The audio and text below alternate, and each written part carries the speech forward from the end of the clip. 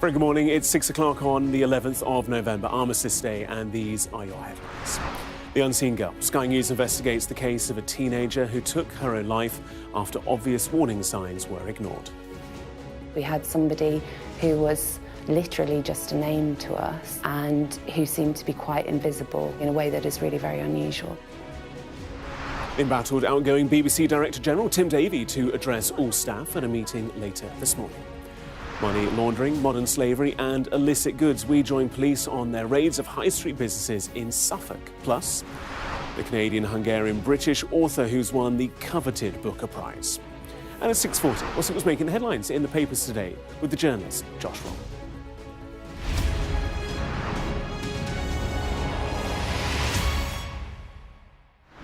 Very good morning to you. Our top story, she's become known as the unseen girl. Anita was just 18 when she took her own life after obvious warning signs were ignored and the care system designed to protect her let her down. Now Sky News can reveal she's among hundreds of young people who have died in England in the past 5 years after growing up in the care system. Our political correspondent Nick Martin has this report, which contains references to suicide.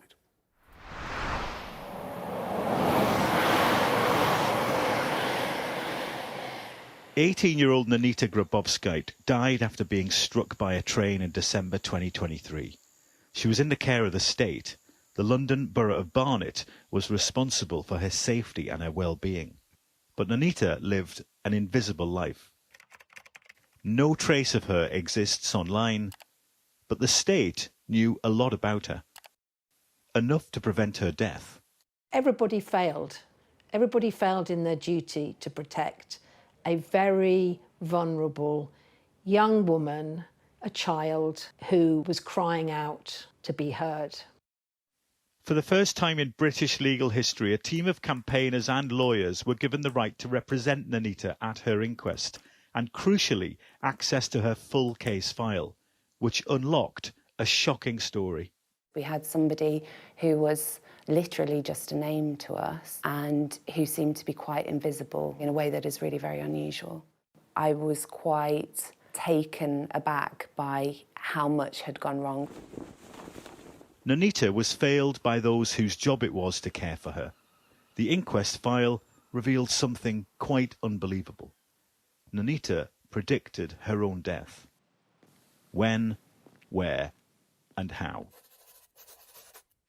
She told a specialist mental health doctor that she would end her life by a railway track. But nothing was done to stop her. In fact, Anita was sent to live just a few hundred metres from a high-speed railway line. She should not have been anywhere near that railway track. It was just so obvious, the risk that that posed. That should have sent alarm bells ringing across those who had contact with her. And just before turning 18, against professional advice, Anita's vital mental health support was stopped. 2 weeks later, she took her own life. The inquest papers also revealed that Barnet Council was not originally due to take part in the inquest. The coroner notified the authority, not the other way round. Barnet Council, Anita's corporate parent, told us they'd carried out 2 reviews into Anita's death and that they'd cooperated with the inquest process from the point at which it was notified. The North London NHS Trust responsible for her treatment said they learnt lessons too, admitting that the care they gave Anita was not good enough. Anita's case is a heartbreaking one. Everything she experienced during her life. The systemic failures that meant that she was badly let down by so many of the people in her life who should have been there to support her, and the circumstances in which her life ended, which are sadly all too common for children going through the care system. Does the law need to change that when a child dies in the care of the state, the corporate parent can't just keep quiet about it? They have to be part of the inquest process and the accountability process from the get-go. I wonder what you feel about that. Certainly that is something I'd be willing to consider in light of the case and the work that you've been doing. I will look at any steps we can take to support children. Campaigners say the death of Anita Grabowskite should mark a turning point in bringing forward changes to a broken system. to protect the most vulnerable children in society. Nick Martin, Sky News. If you've been affected by any of the issues in that report, do of course contact the Samaritans on 116123 or send an email, Joe, that is JO, @samaritans.org, and there'll be plenty more with Nick, with Sophie and Wilf throughout the course of the morning. Now then, the outgoing Director General of the BBC holding an all-staff address this morning. Tim Davie announced he was leaving the top job after the corporation's faced a long line of recent controversies, including that edit of a Donald Trump speech that's seen the president threaten to sue for $1 billion. Our arts and entertainment correspondent Katie Spencer has the details.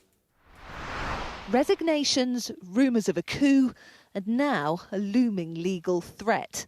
If things weren't bad enough at New Broadcasting House following the resignation of Director General Tim Davie and his news CEO Deborah Turness, we're going to walk down and I'll be there with you. We're going to walk down. cue confirmation that US President Donald Trump is so enraged by how his speech was doctored in this episode of Panorama, he's now threatening to sue. This, a copy of the letter sent on his behalf, the last line of which saying, if the BBC doesn't retract the programme and apologise by November the 14th at 5 p.m, President Trump will be left with no alternative but to enforce his legal and equitable rights by filing legal action for no less than $1 billion in damages. The BBC, it says, is on notice. Today, a written apology to MPs from the chair, Samir Shah, one of the last men standing, as he spoke to his own news channel about what went wrong. The apologising is for the way the team edited President Trump's speech to his supporters on January the 6th.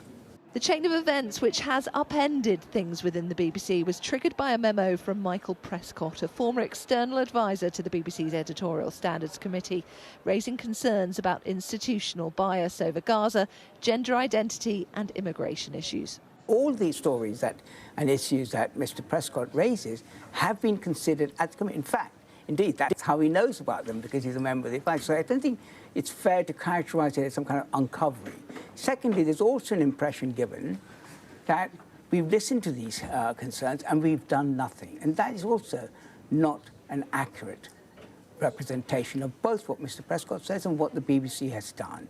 We heard nothing from the Director General and his news CEO in the days after the memo went to press. And while there was no sign of Davie in his office, Turness entered by the front door saying this. I would like to say it has been the privilege of my career to serve as the CEO of BBC News and to work with our brilliant team of journalists. I stepped down over the weekend because the buck stops with me.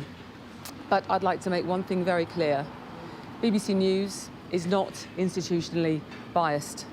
That's why it's the world's most trusted news provider. So what exactly has been going on inside of New Broadcasting House?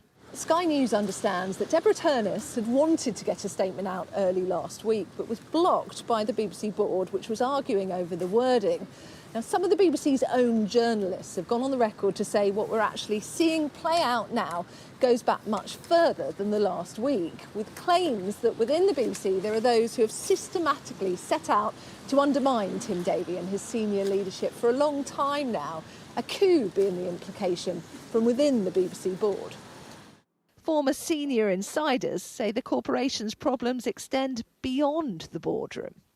I think we're now seeing that there was, of course, the leaks to the Telegraph and some of the campaigning inside the BBC probably does have a degree of political motivation. But then equally, we know this year that Lisa Nandy, the Labour Culture Secretary, seemed at one point to be trying to get Tim Davie fired. And the fact is the BBC always has these political cross currents and it's got to withstand them.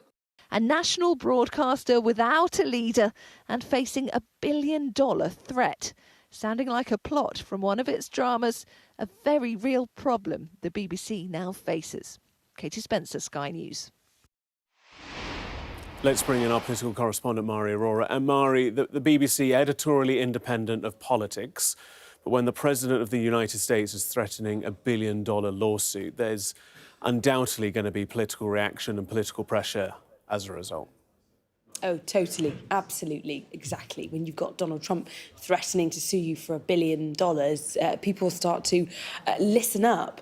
And as Katie was outlining in her report there, those 3 demands from Donald Trump: number 1, an apology; number 2, some compensation; and number 3, a full and fair retraction.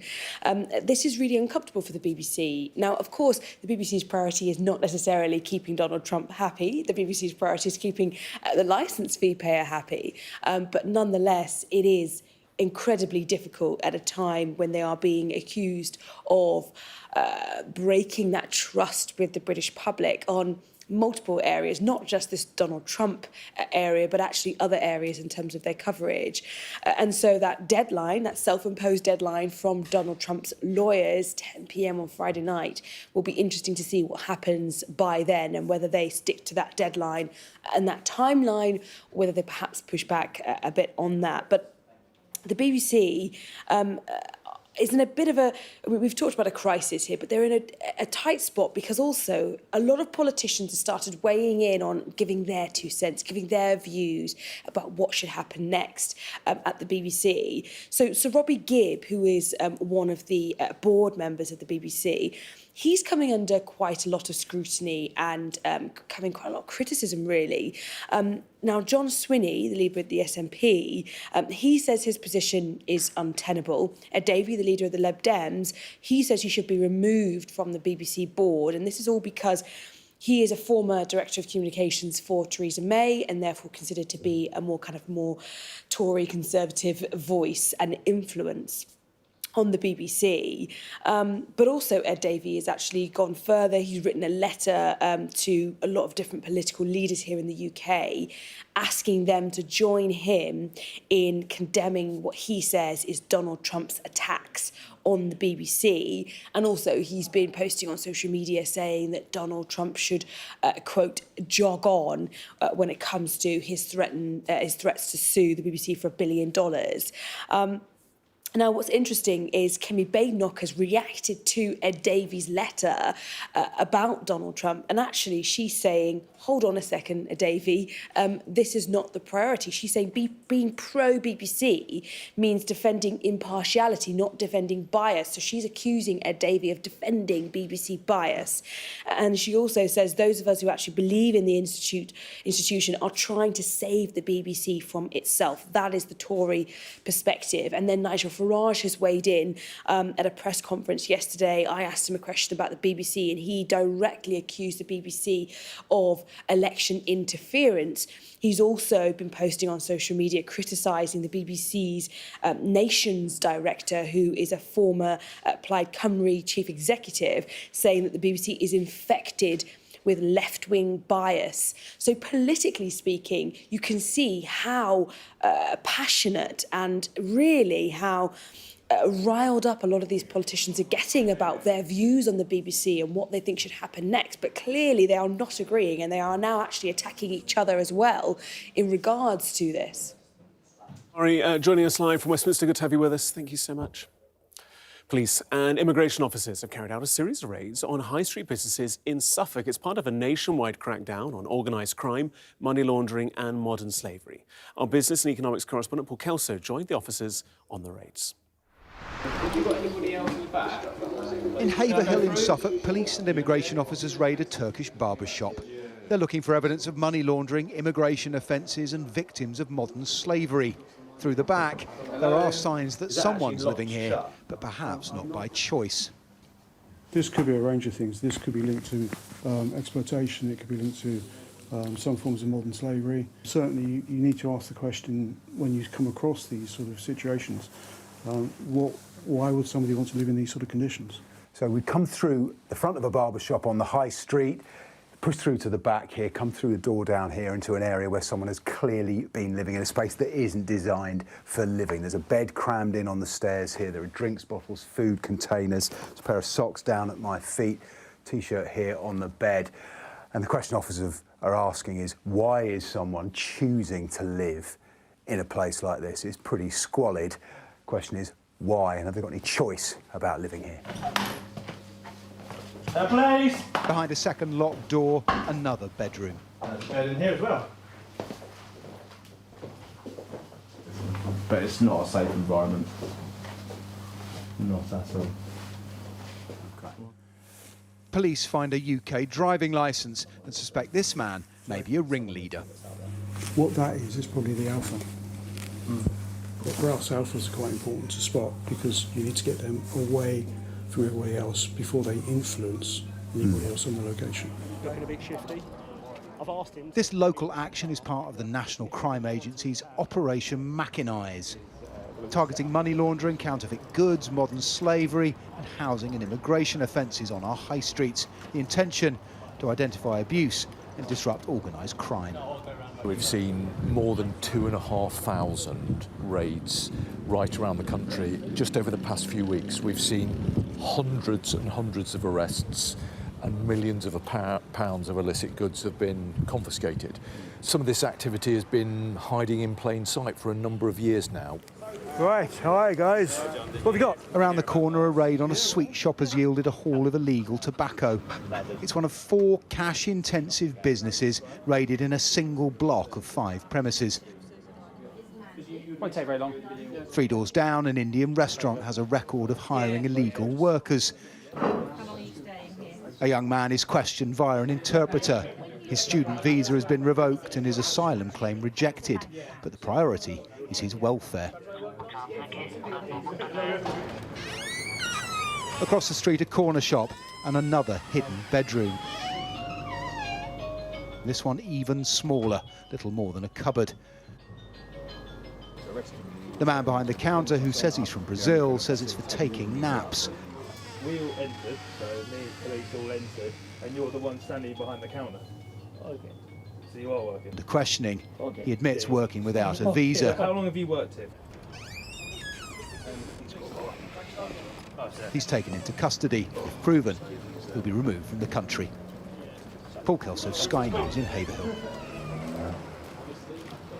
Plenty more on that story. Just scan the QR code. Plenty more on all our stories on the Sky News website and Sky News app, including Donald Trump welcoming efforts to end the record-long US government shutdown. The breakthrough came after 8 Democrat senators broke from their party and joined Republicans to try and end the 41-day logjam. The spending bill will now go to the House, which could vote as early as tomorrow. It depends what deal we're talking about, but if it's a deal I heard about, that's certainly, they want to change the deal a little bit, but I would say so. I think based on everything I'm hearing, they haven't changed anything, and we have support from enough Democrats, and we're going to be opening up our country. It's too bad it was closed, but we'll be opening up our country very quickly. At least 8 people have been killed, 19 others injured after a car exploded in the Indian capital, New Delhi. Anti-terrorism teams are investigating, but authorities are yet to confirm if it is a terror attack. Let's bring in our India reporter, Neville Lazarus, who's in New Delhi for us. Neville, what more can you tell us? Well, at the moment, there are investigations still taking place just about 100 meters behind me where the bomb site is. Now, the Delhi police earlier this morning registered a case of an anti-terror law, the UAPA law, which is against terror activities in the country, against national security, the integrity and sovereignty of the country. Now, they are investigating all angles. They haven't yet made any confirmation that this is a terror attack, but all sorts of indications are coming out that this could possibly be one. The car that exploded was the intensity of that blast was so much that almost 100 meters is the mangled parts of the car, and body parts were thrown about 100 to 150 meters from that site. Now, earlier yesterday, there was also a raid on a house about 50 kilometers away from here in the state of Haryana, where almost 3,000 kilograms of bomb-making material was found, including 350 kilograms of ammonium nitrate. Now, the investigators are trying to see if there is a link to that. The driver of the vehicle, who was parked just about a few meters from where he drove to that red light where the bomb exploded, where his car exploded, was sitting there for almost 2 hours and was waiting there. And according to the police commissioner of Delhi, the car stopped at that red light, and from the rear part of the car, the bomb exploded, incinerating almost 20 vehicles around it, including 3 or 4 other cars, and many people have been injured. We are hearing that the death toll could rise up further from 8 or 9, which was put out earlier this morning, and several dozen people have been injured, some very critical. Now, Delhi has been put on a red alert, including some other metropolitan cities, Bombay, Calcutta, Bangalore, etc. And the Home Minister is having a high security meeting at the moment in Delhi and briefing the Prime Minister. Neville, always a pleasure. Appreciate the update. Thank you so much. Counter-terrorism laws, which ban the likes of Palestine Action, are being used too widely. That's according to an independent review. Found the government's definition of terrorism is too broad, causing uncertainty and overreach when enforced. Let's bring in Ashna for more on this. What more can you tell us?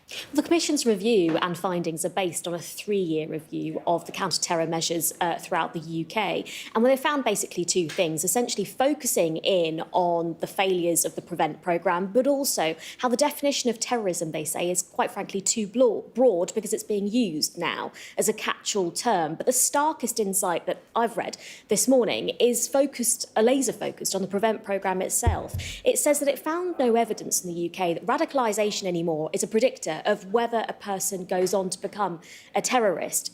And terrorist threats in the UK are changing, and they're becoming a bit of a new form. No longer is it that someone is aligned to a certain group necessarily, or morphed into. It's morphed from, rather, a kind of prescription to a certain group like Islamic State.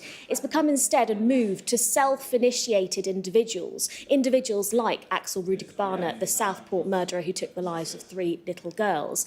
The report described the fact that these individuals were complex, mixed and unclear or unstable ideologies. It was really hard to essentially pigeonhole them to a specific group, and it's therefore led to some of those failings that we've seen from PREVENT. Since 2015, something like 58,000 people have been referred to the screen, but 90% of those individuals were found to not have a kind of a linked or seamless ideology.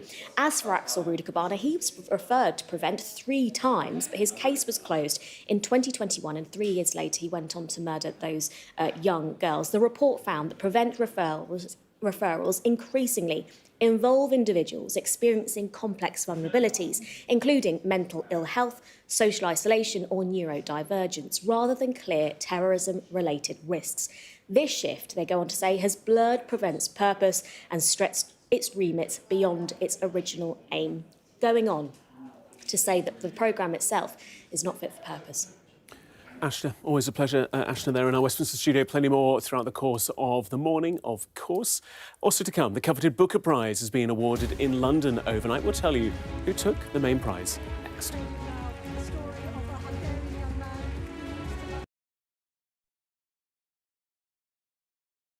Those vivid colours of summer have faded now, but the trauma for everyone who witnessed what happened here hasn't gone away. Devastation. We lost 3 of them.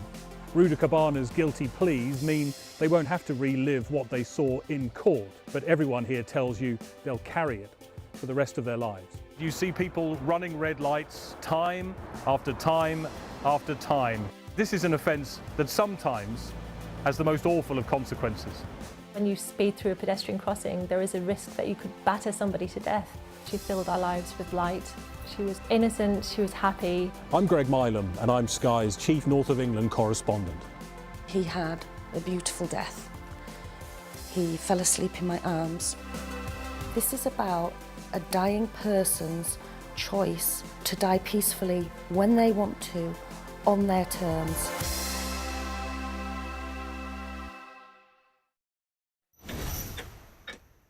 Go ahead, back white jacket. Deborah Haynes from Sky News. He called you Daddy earlier. No, he did it very affectionate. Daddy, you're my daddy. Thank you. Leicester is on its knees. They've ripped the soul out of my factory and there's nothing left. It is eerily quiet. It's constantly on the brink of capacity. There's overcrowding. It's not a new thing. It's rough. There's nothing to hide. Why aren't international journalists allowed in? Are you worried about escalation? Of course I'm worried about escalation, which is why my focus is on de-escalation. The region, I think, is on edge because they are anticipating a retaliation. Iran retaliates for the US attacks. Founding principle of the alliance, that an attack on one is an attack on all. Could Putin attack another NATO country within 5 years?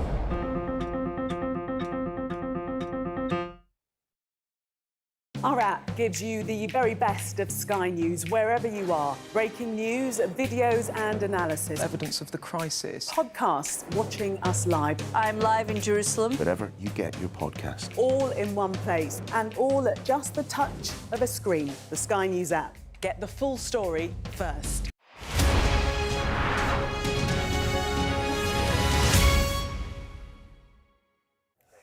Well, welcome back. The prestigious Booker Award has been handed out in London, the main prize going to the British-Hungarian author David Soloy for his novel Flesh. The story follows a young man's rise from a Hungarian housing estate to the world of London's super-rich. Soloy himself also received a pretty nice cash bonus, £50,000 for winning the prize. I think fiction can take risks. I think it's one of the things that it can do. It can take aesthetic risks, formal risks, perhaps even moral risks, which many other forms, narrative forms, can't quite do to the same extent. I think part of the reason for that is just that novels are so relatively cheap to produce. Well, David will be joining Mornings with Ridge and Frost tomorrow. Actress Sarah Jessica Parker, there we are, was on the judging panel this year, which meant that she read more than 150 books and spoke to Sky News about the experience. It's a sort of joy that defies real description, but also to be introduced to writers who you've never heard of from all over, to be inside the pages of some of the most important living authors, to have your hands on their books 6 months before publication, to sit in a room with people that I admire and talk about books and their merits and all the things an author is capable of doing to a reader. It was magnificent. Well, Sarah Jessica Parker's experience defied description. Let's also talk about defying gravity. You're welcome. Last night, the yellow brick carpet was rolled out for the European premiere of Wicked Part 2 in London. Titled Wicked for Good, it's the follow-up to this year's Academy Award-winning Best Picture that picks up where the first movie left off. Headliners Jeff Goldblum and the British star Jonathan Bailey were there, but of course it was Ariana Grande and Cynthia Erivo who stole the show. The film hits cinemas on November the 21st, so you have 10 days to watch the first one. Still to come on Mornings, that's maths for you. Sky News exposes the failings of England's care system and its tragic consequences for an 18-year-old girl. Plus, Liverpool contacted the Professional Match Game Officials Board to raise concerns over their disallowed goal against City on Sunday.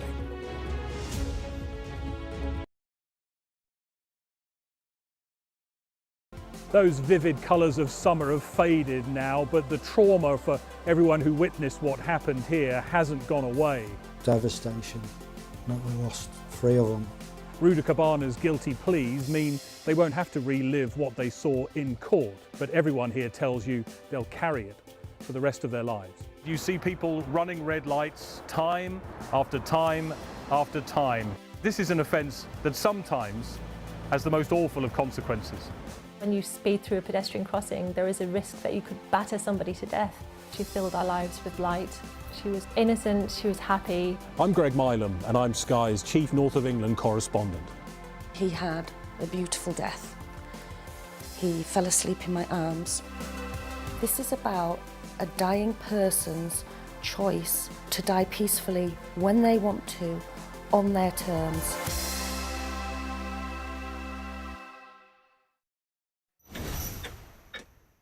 I ahead, back white jacket. Deborah Haynes from Sky News. He called you Daddy earlier. No, he did it very affectionate. Daddy, you're my daddy.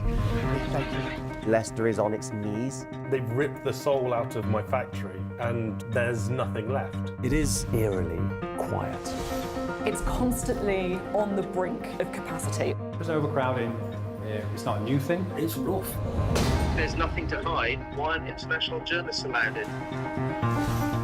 Are you worried about escalation? Of course I'm worried about escalation, which is why my focus is on de-escalation. The region, I think, is on edge because they are anticipating a retaliation. Iran retaliates for the US attacks. Founding principle of the alliance, that an attack on one is an attack on all. Could Putin attack another NATO country within 5 years?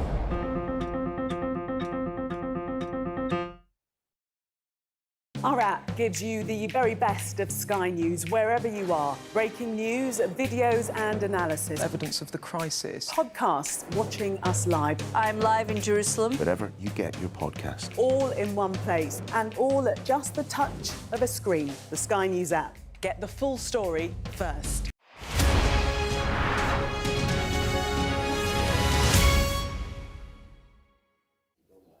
Welcome back. You're watching Mornings on Sky News. These are the headlines this hour. Sky News has investigated the case of Nonita, an 18-year-old who took her own life after obvious warning signs were ignored. She's one of hundreds of young people who've died after growing up in the care system. Equalities Minister Bridget Phillipson has admitted to Sky News the figures are shameful. The outgoing Director General of the BBC is hosting an all-staff meeting this morning. Tim Davie had already announced his resignation before Donald Trump threatened to sue the corporation for $1 billion. The US Senate passed legislation to... We have support from enough Democrats, and we're going to be opening up our country. It's too bad it was closed, but we'll be opening up our country very quickly. Hungarian author David Soloy has won this year's Booker Prize for his novel Fletch. The story follows a young man's rise from a Hungarian housing estate to the world of London's super rich. Let's take our focus back to our top story now, the case of Nonita, who's become known as the unseen girl and the many systemic failings that led to her death. Our political correspondent Nick Martin has this report, which contains references to suicide.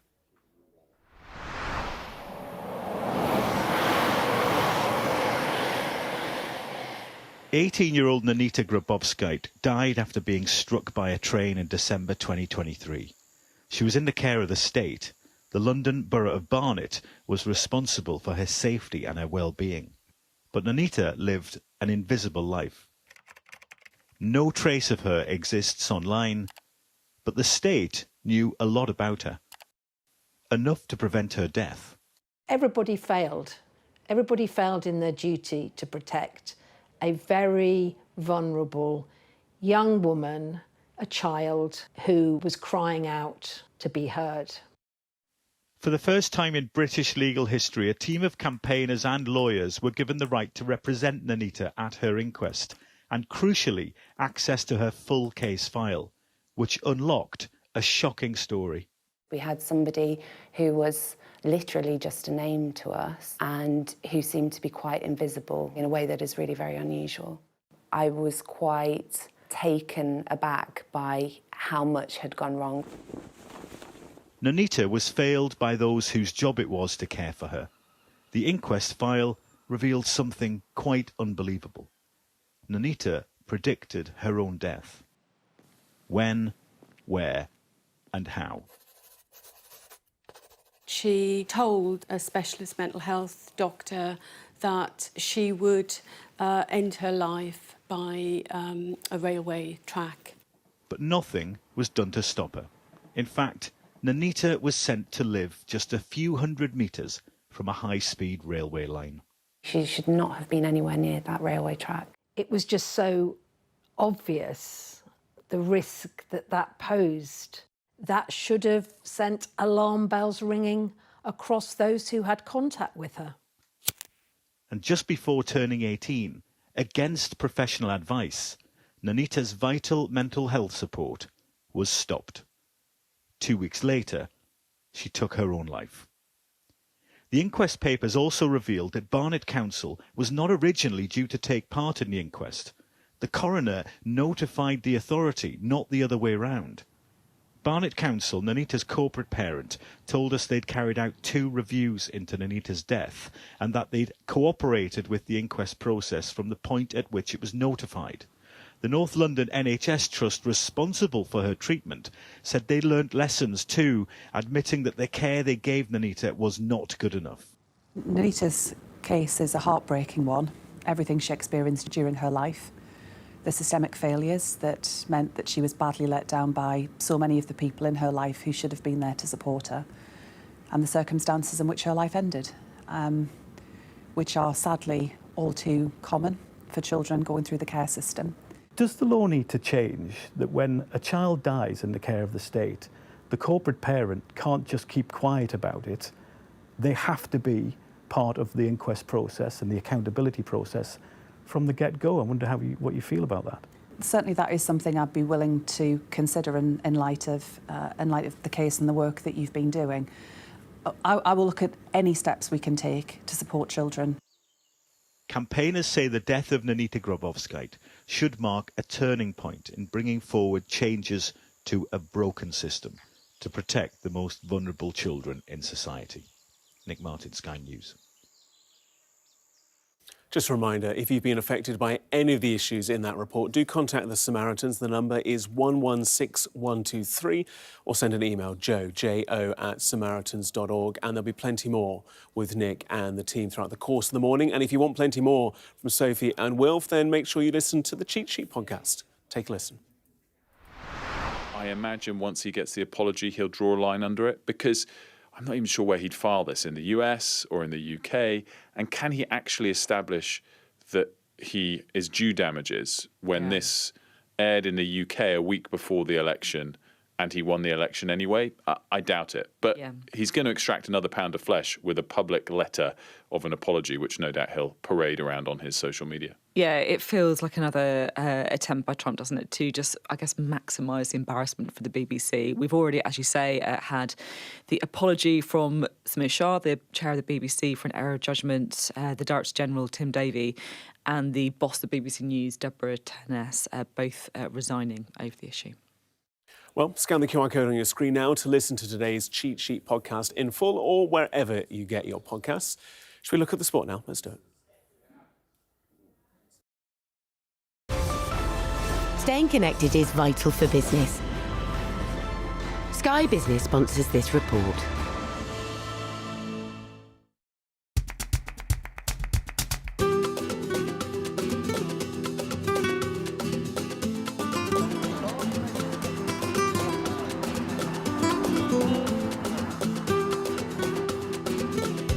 The club made a great pitch to me, that they wanted me. They gave me a 4-year contract. All the stops were out. They made me feel really welcome. We arrived at the airport there in Madrid, and there were 50, 30, 40, 50 journalists, cameras, and we thought, oh, they come for this movie star, you know? Suddenly we see, Jesus Christ, Jimmy, it's for you. It's always difficult losing a great player. Jimmy, for me, was always a world-class striker. Probably not talked about as much, I don't think, as to some of the other great strikers, but I was fortunate enough to play with him. We obviously made a very good profit on him. If you just take the business... Sky Business sponsors this report. Well, after yesterday's washout, let's take a look at the weather. Sorry to say, mostly wet this week. Mild now, fine in much of northern and southeastern Britain, although there is some fog around. Rain will extend into central Scotland by midday. More rain falling over Wales and northern, western and central England. Ireland and Northern Ireland wet. However, southeastern England and the far north look fine. It'll be mild but windy, temperatures between 10 and 15 degrees. Still to come here on Mornings, we're going to discuss the stories making headlines with today's journalist and commentator, Josh Robb.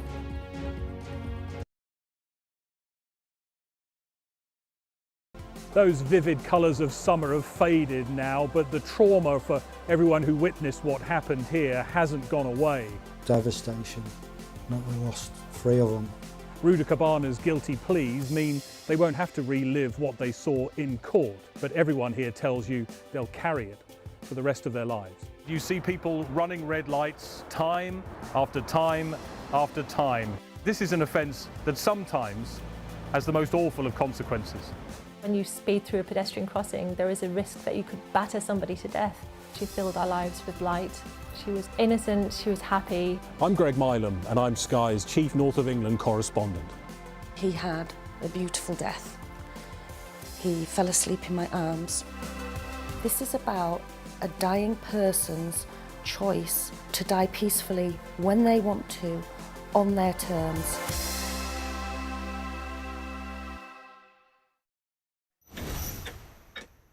Go ahead, back white jacket. Deborah Haynes from Sky News. He called you Daddy earlier. No, Do you... he did it very affectionately. Daddy, you're my daddy.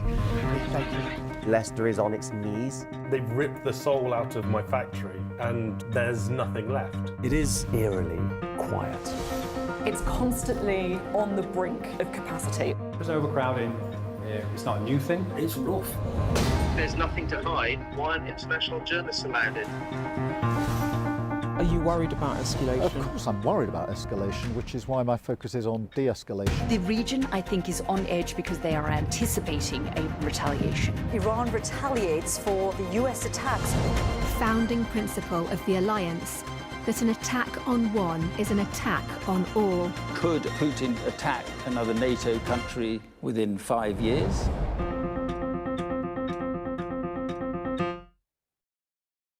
Our app gives you the very best of Sky News wherever you are. Breaking news, videos and analysis. Evidence of the crisis. Podcasts, watching us live. I'm live in Jerusalem. Wherever you get your podcast. All in one place and all at just the touch of a screen. The Sky News app. Get the full story first.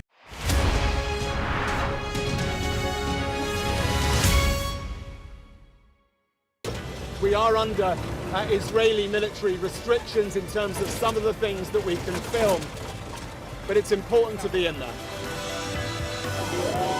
What a slow drive for the president as he approaches his golf club. 4 more years! Free wherever you get your news. I'm Mark Stone and I'm Sky's correspondent based here in Washington, DC.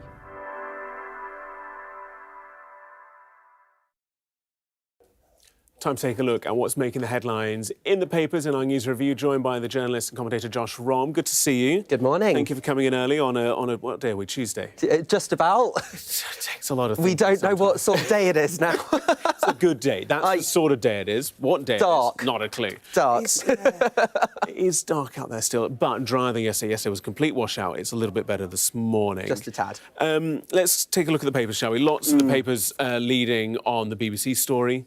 The front page of the Times, BBC is told, say sorry or Trump will sue for $1 billion. Also that picture of Wicked as well, the premiere as well, we talked about a little earlier. But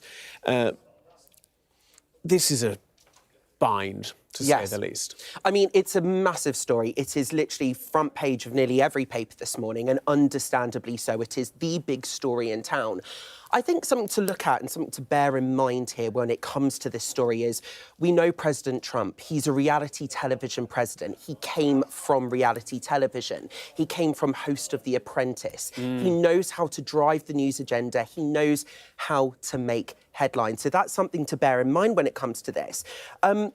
And when we actually look at this story, I mean, the $1 billion figure, so when it comes to the BBC, that's about 19%. So that equates to roughly around £789 million, which is roughly 19% of the £3.8 million income that they get from the licence fee every single year. Now, when it comes to President Trump, he knows how to make headlines. And I think when it comes to his own narrative, the first presidency, especially that first administration, was he kind of led on this agenda of fake news media. They're all out to get me. So when it comes to this story, we know that he's trying to get headlines. He's trying to set the agenda. He's trying to make a real example of the BBC and the wider news media here. So there is this big $1 billion figure, which we know would make headlines across the globe. Now, when it comes to the actual BBC and what he wants, he set out 3 demands that he wants to be he wants a reply from the BBC by 10 p.m. on Friday UK time. And that is a full retraction of the programme, a formal apology, and appropriate compensation as well. So I think the BBC is in a bind because $1 billion, £789 million is a lot to come out of the licence fee income. So that's the thing. I think the main crux of this story is when it comes to President Trump, he wants to make an example out of the BBC to kind of push that narrative of fake news media being out to get me. It's an interesting point more broadly, though, isn't it, about the kind of the power of billionaires. You think of the state broadcaster of a G7 country, kind of the fourth or fifth richest country on the planet, and you're kind of talking about a potential, it won't come to this, but a potential claim of 19% of their budget. I remember doing a piece about the allegations about oligarchs hiding their wealth, Russian oligarchs hiding their wealth in properties, alleged properties in London, and when I worked at the BBC and having conversations with the lawyers before we did the story, because these people are so powerful, so wealthy, the impact it could have, the ruinous impact it could have if we did that story in the wrong way. And it was a real cause for concern about how we went about telling that story, because, you have some very rich, powerful people that really could tie up the licence fee payer. But, of course, the main point is this is only one part of the story because we're looking at the wider picture here, which is, I think, the biggest existential crisis for the BBC since Jimmy Savile, because ultimately we're talking about trust in public service broadcasting. That is the question that is at stake here. Now, according to YouGov, according to its Trust Tracker poll in August of last year, 49% of the British public did not trust the BBC compared to just 46% that did trust the BBC. And that is in August of last year. So this year, I'm sure the results when it comes to this story are going to be far worse for the corporation because, of course, this doesn't just cut the Trump panorama documentary, splicing the footage together. This is something that I think no other journalist organisation, we wouldn't do that. We know the rules around that footage. What the BBC, what Trump's accusing them of doing is fundamentally misrepresenting him on a massive scale. But this was, of course, part of a wider report, an internal report leaked to The Telegraph about alleged wide-ranging, systematic institutional bias within a corporation that, of course, listen, if it was a commercial organisation, it would be completely different. But this is something that the British taxpayer is forced to pay for, and it's a criminal offence to not pay for it. So it's a question of whether this organisation presenting itself as impartial questions over systematic institutional bias is something that is an existential crisis for the organisation, because ultimately, if we, the taxpayer, are paying for it, we deserve that trust back. We deserve to trust that organisation back. So it's almost like this kind of public contract, effectively, it seems some critics would say, is being broken by the organisation. It was interesting, Deborah Turness, the outgoing news chief yesterday, I think it was a second sentence when she spoke to reporters, there is no institutional bias, very keen to kind of counter that. But that's the thing, argument. because some critics would say that by effectively not saying, oh, it's not institutionally biased, some critics would go, well, that's part of the problem, because this is a moment for self-reflection from the BBC. This is a moment for the likes of Deborah Turness and Director General Tim Davie. Yes, we know the DG's role is far wide-ranging. It's not just news and current affairs, but this is a moment... Corporation, 20,000 people. Exactly, but this should be a moment to step back and for the organisation to go, well, hang on here, we've got these complaints, let's take them seriously. And this is just yet another example, potentially, of what critics would say of the BBC marking their own homework. We will see how it all develops, because it will develop, that is undoubted. Let's talk about the front page of the Mirror, shall we?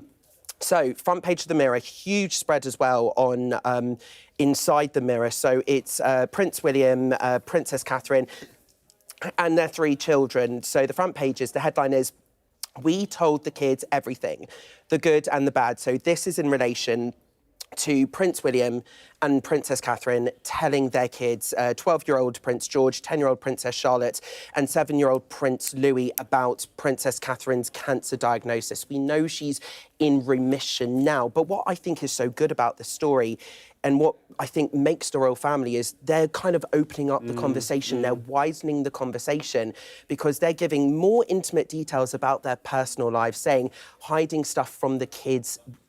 So this is Prince William giving a TV interview to a Brazilian TV host while he was in the country for the 5th Earthshot Prize. And he's saying hiding things from the kids did not work. We told them everything. We were open with them. We spoke about our feelings, also talking about Prince George's phone ban as well. That's another part of the article. But what they're doing is they're opening up a wider conversation of how do you tell your children about very private, very personal illnesses, serious illnesses that are in the family. And it's a situation so many families will have. And at their heart, yes, they are the royal family, but they are a family. Exactly. You know, so I mean, many people will recognise this. Listen, I don't want to delve into my personal life, but I had something not serious, but something similar with this year with my dad. And there is ways of, even as a 30-year-old, parents obviously, especially the C word itself, it's such a loaded word. So it is, how do you go about telling your children of whatever age they are that you've got a potentially serious condition? And the C word, even if it's caught early, it's a very loaded word. It's a very scary word for people to handle.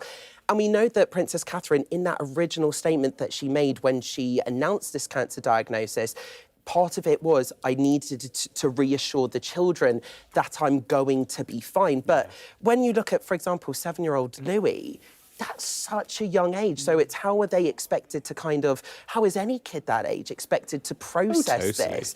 And this is actually, I think, something that's very welcome from the Prince and Princess, being open in this way, because again, they're widening this conversation of how do you tell a family member, I'm ill, but I'm going to be okay. It's a lot to process. And also bearing in mind the fact that it's not just mum and dad having to tell their kids, but also having to tell their kids that Grandad also hasn't been well of late. Exactly. And also the fact that the King kind of took leadership over that as well, kind of being open about his own personal challenges.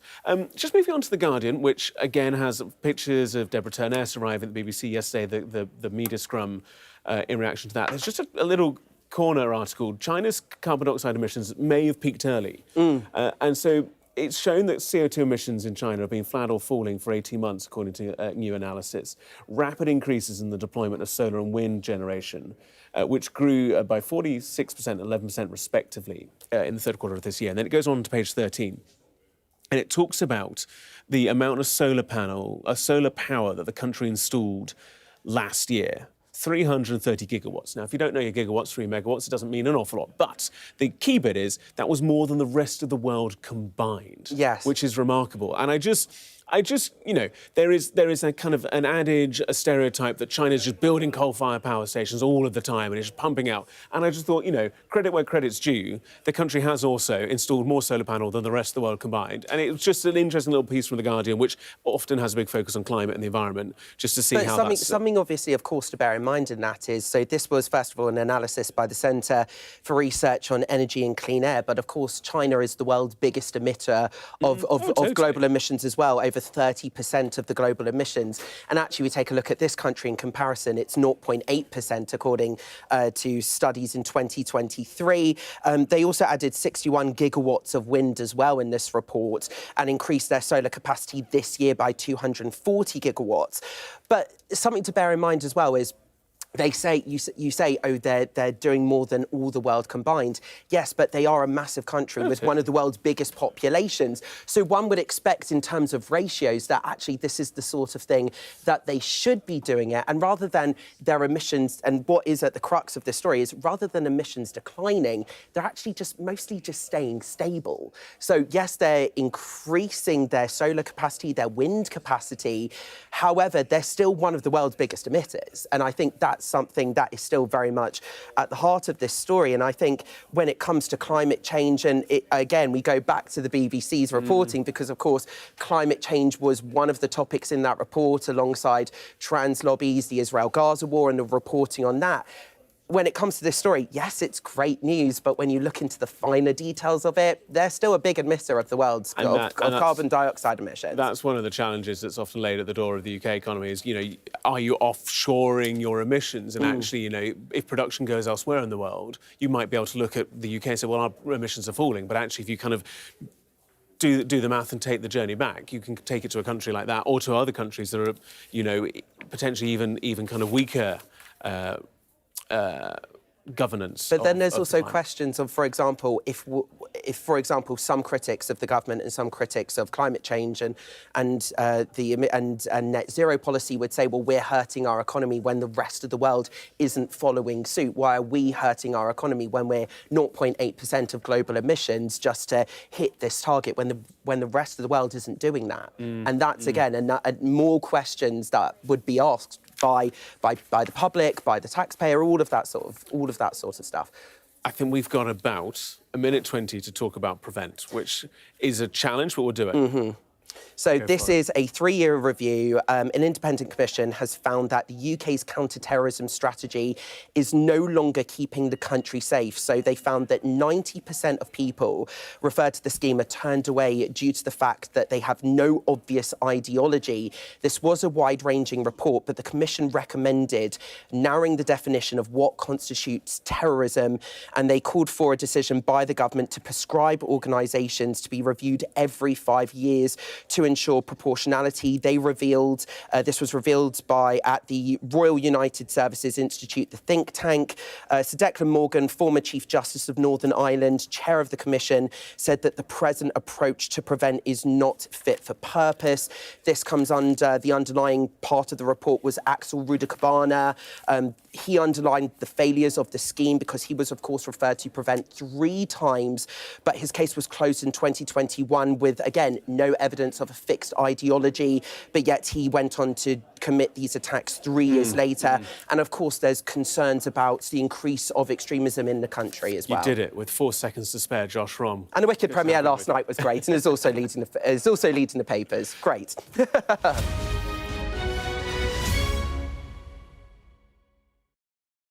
There's always more to the news than a headline. We want to discover, to delve a little deeper, to find out what's really going on. Explanation, analysis, the people at the heart of every story.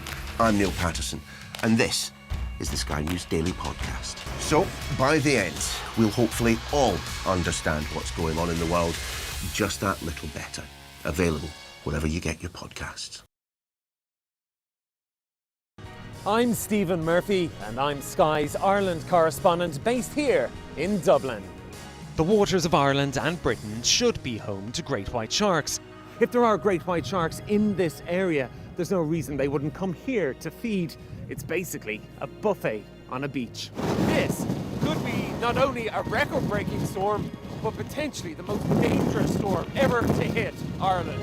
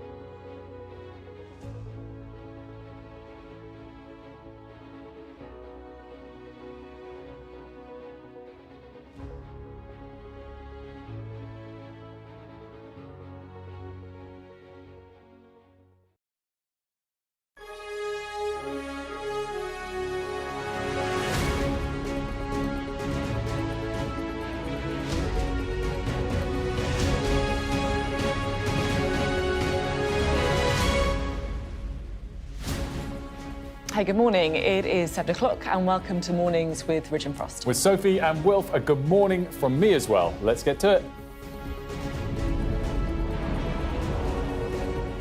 A crisis in care. Sky News investigates the case of a teenager who took her own life while in the care system after obvious warning signs were ignored, and what we should learn from it. We had somebody who was literally just a name to us and who seemed to be quite invisible in a way that is really very unusual. The outgoing BBC Director General Tim Davie will address all staff at a meeting this morning as Donald Trump threatens to sue for $1 billion. Money laundering, modern slavery and illicit goods. We join police on raids of high street businesses in Suffolk. A dentist will tell us why children's dental health is still so bad, despite a big push in the last year to get kids brushing. Plus the unusual rags to riches tale that won one Canadian-Hungarian-British author the coveted Booker Prize.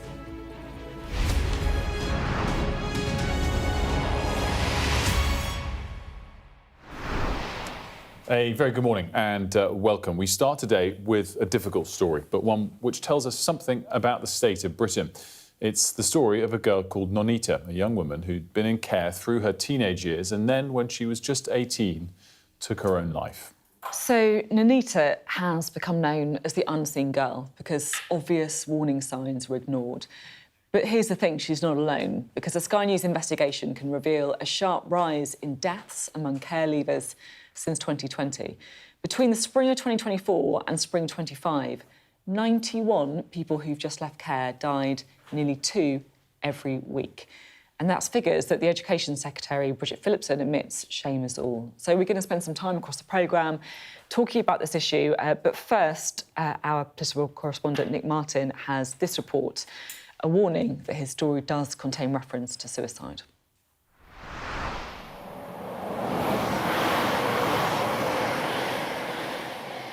18-year-old Nonita Grabowskite died after being struck by a train in December 2023. She was in the care of the state. The London Borough of Barnet was responsible for her safety and her well-being. But Nonita lived an invisible life. No trace of her exists online, but the state knew a lot about her. Enough to prevent her death. Everybody failed. Everybody failed in their duty to protect a very vulnerable young woman, a child who was crying out to be heard. For the first time in British legal history, a team of campaigners and lawyers were given the right to represent Nonita at her inquest and, crucially, access to her full case file, which unlocked a shocking story. We had somebody who was literally just a name to us and who seemed to be quite invisible in a way that is really very unusual.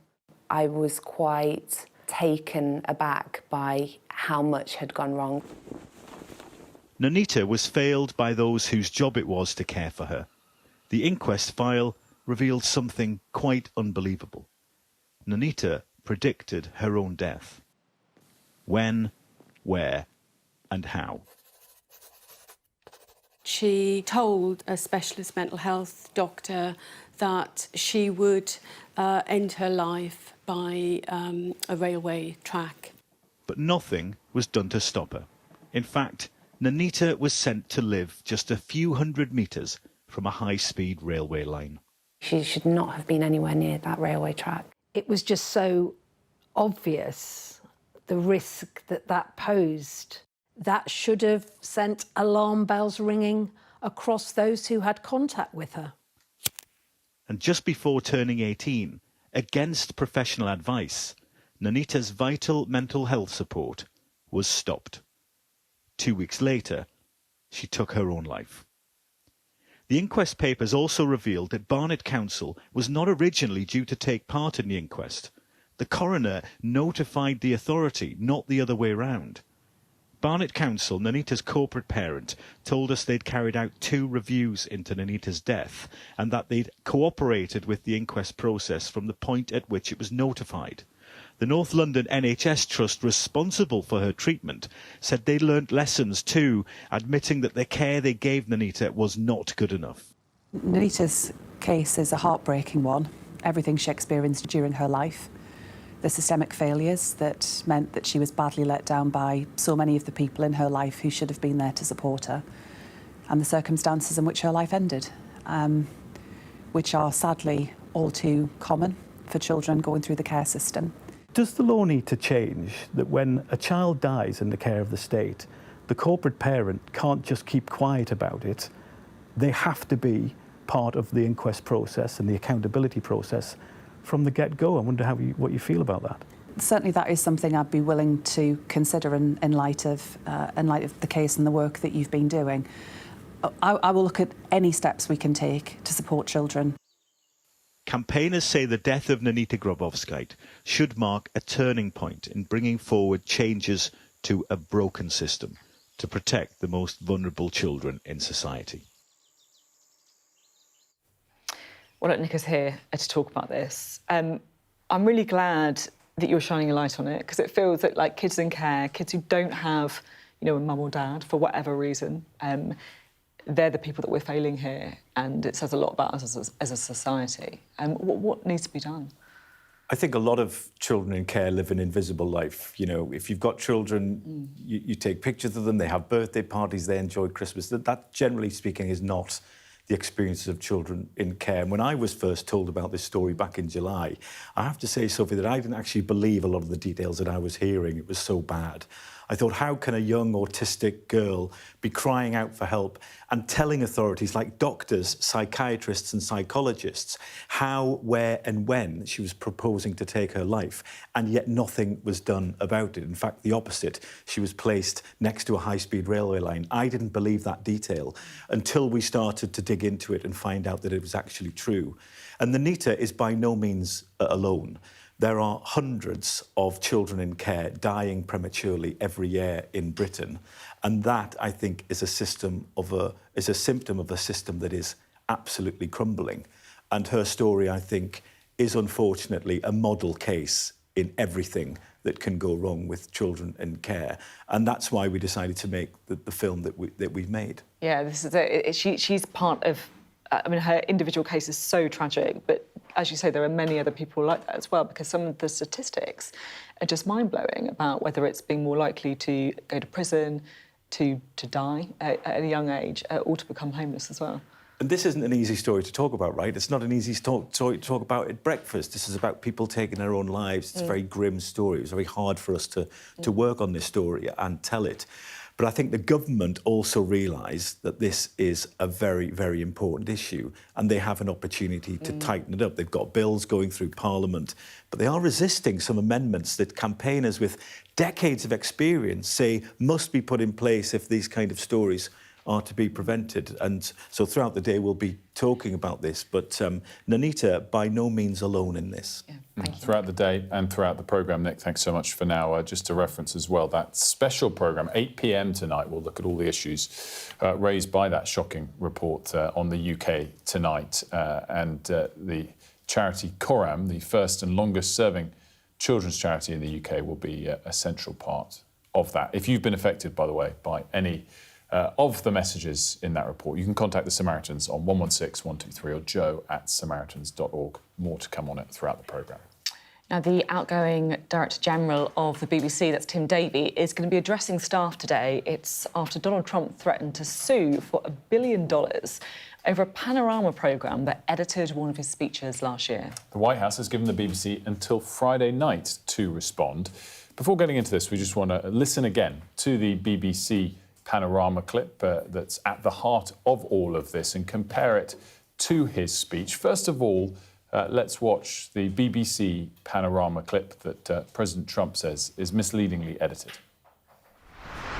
We're going to walk down to the Capitol, and I'll be there with you, and we fight. We fight like hell. And if you don't fight like hell, you're not going to have a country anymore. So that's what was put out by Panorama. This is what the president actually said at that point in the speech. We're going to walk down, and I'll be there with you. We're going to walk down. We're going to walk down anyone you want, but I think right here we're going to walk down to the Capitol. And we're going to cheer on our brave senators and congressmen and women. That's what he said, actually said at the start of his speech, and then this is what he actually said at the end, or towards the end of his speech. But I said, something's wrong here, something's really wrong, can't have happened, and we fight. We fight like hell, and if you don't fight like hell, you're not going to have a country anymore. Well, we've got Ashna here to talk us through this. First, I should say I'm really glad we actually played all of that stuff, because it feels like, we've been talking about this story for, a few days now, and actually it is important just to lay out exactly what we're talking about here. And Donald Trump now threatening to sue, Ashna. I think this is sort of after a week of headlines, after the Telegraph broke the story on Tuesday regarding that Panorama documentary. They were really hoping, weren't they, that the headlines would die out by this week. Resignations on Sunday, and here we are with a whole load of headlines abound for the rest of the week. $1 billion, that's $1 billion is a huge amount of money.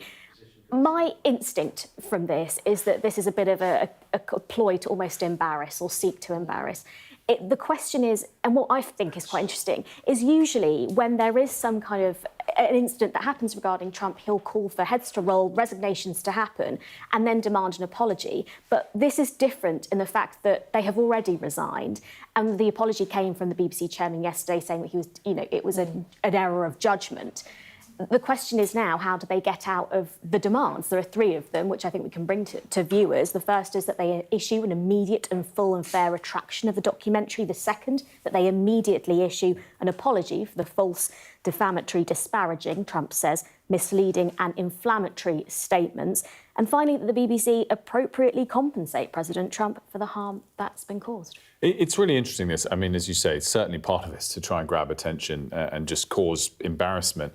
I think also, and I'm not a lawyer, but it's going to be hard to establish that there is monetary damages. I don't know if he's going to file it in a British court or an American court, but hard to establish that there's grounds for financial damages, I would imagine, given that this did air a week before the election, but to a UK audience, and he won that election anyway. So I don't think it necessarily really changed the course of things. That said, Ashna, he does have a bit of form here, because there are some other cases in the last few months that he's settled with a couple of US news broadcasters. Yeah, it's true. ABC, CBS too.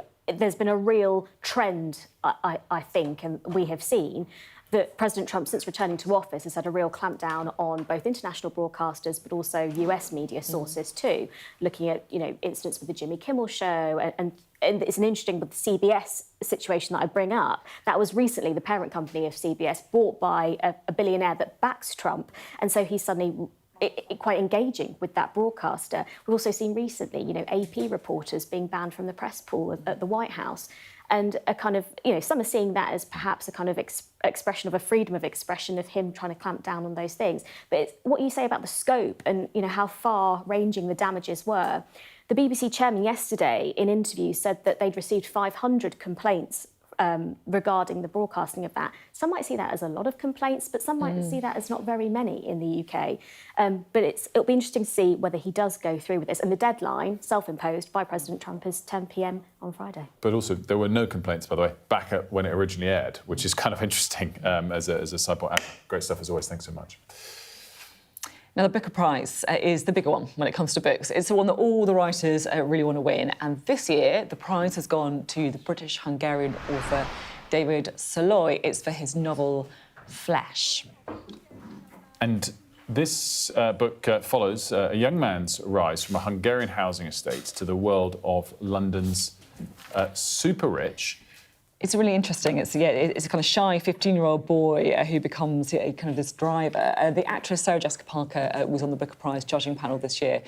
So that meant, get this, she read more than 150 books, and she spoke to Sky News also about her love of reading, which is lucky, given she's got to read 100. It's a sort of joy that defies real description, but also to be introduced to writers who you've never heard of from all over, to be inside the pages of some of the most important living authors, to have your hands on their books 6 months before publication, to sit in a room with people that I admire and talk about books and their merits and all the things an author is capable of doing to a reader. It was magnificent.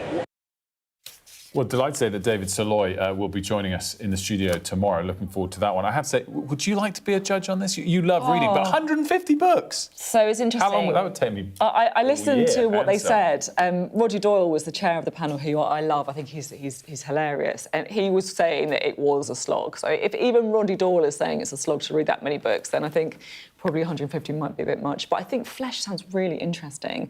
It's a book. It's about, you know, this kind of working class boy, so it's quite a kind of male kind of read in some ways. I think you might like it as well, and it's very restrained. It feels like the main character in it, is quite unknowable. So I'm really looking forward to speaking to the winner tomorrow. Yeah, congrats to him. Pretty amazing moment.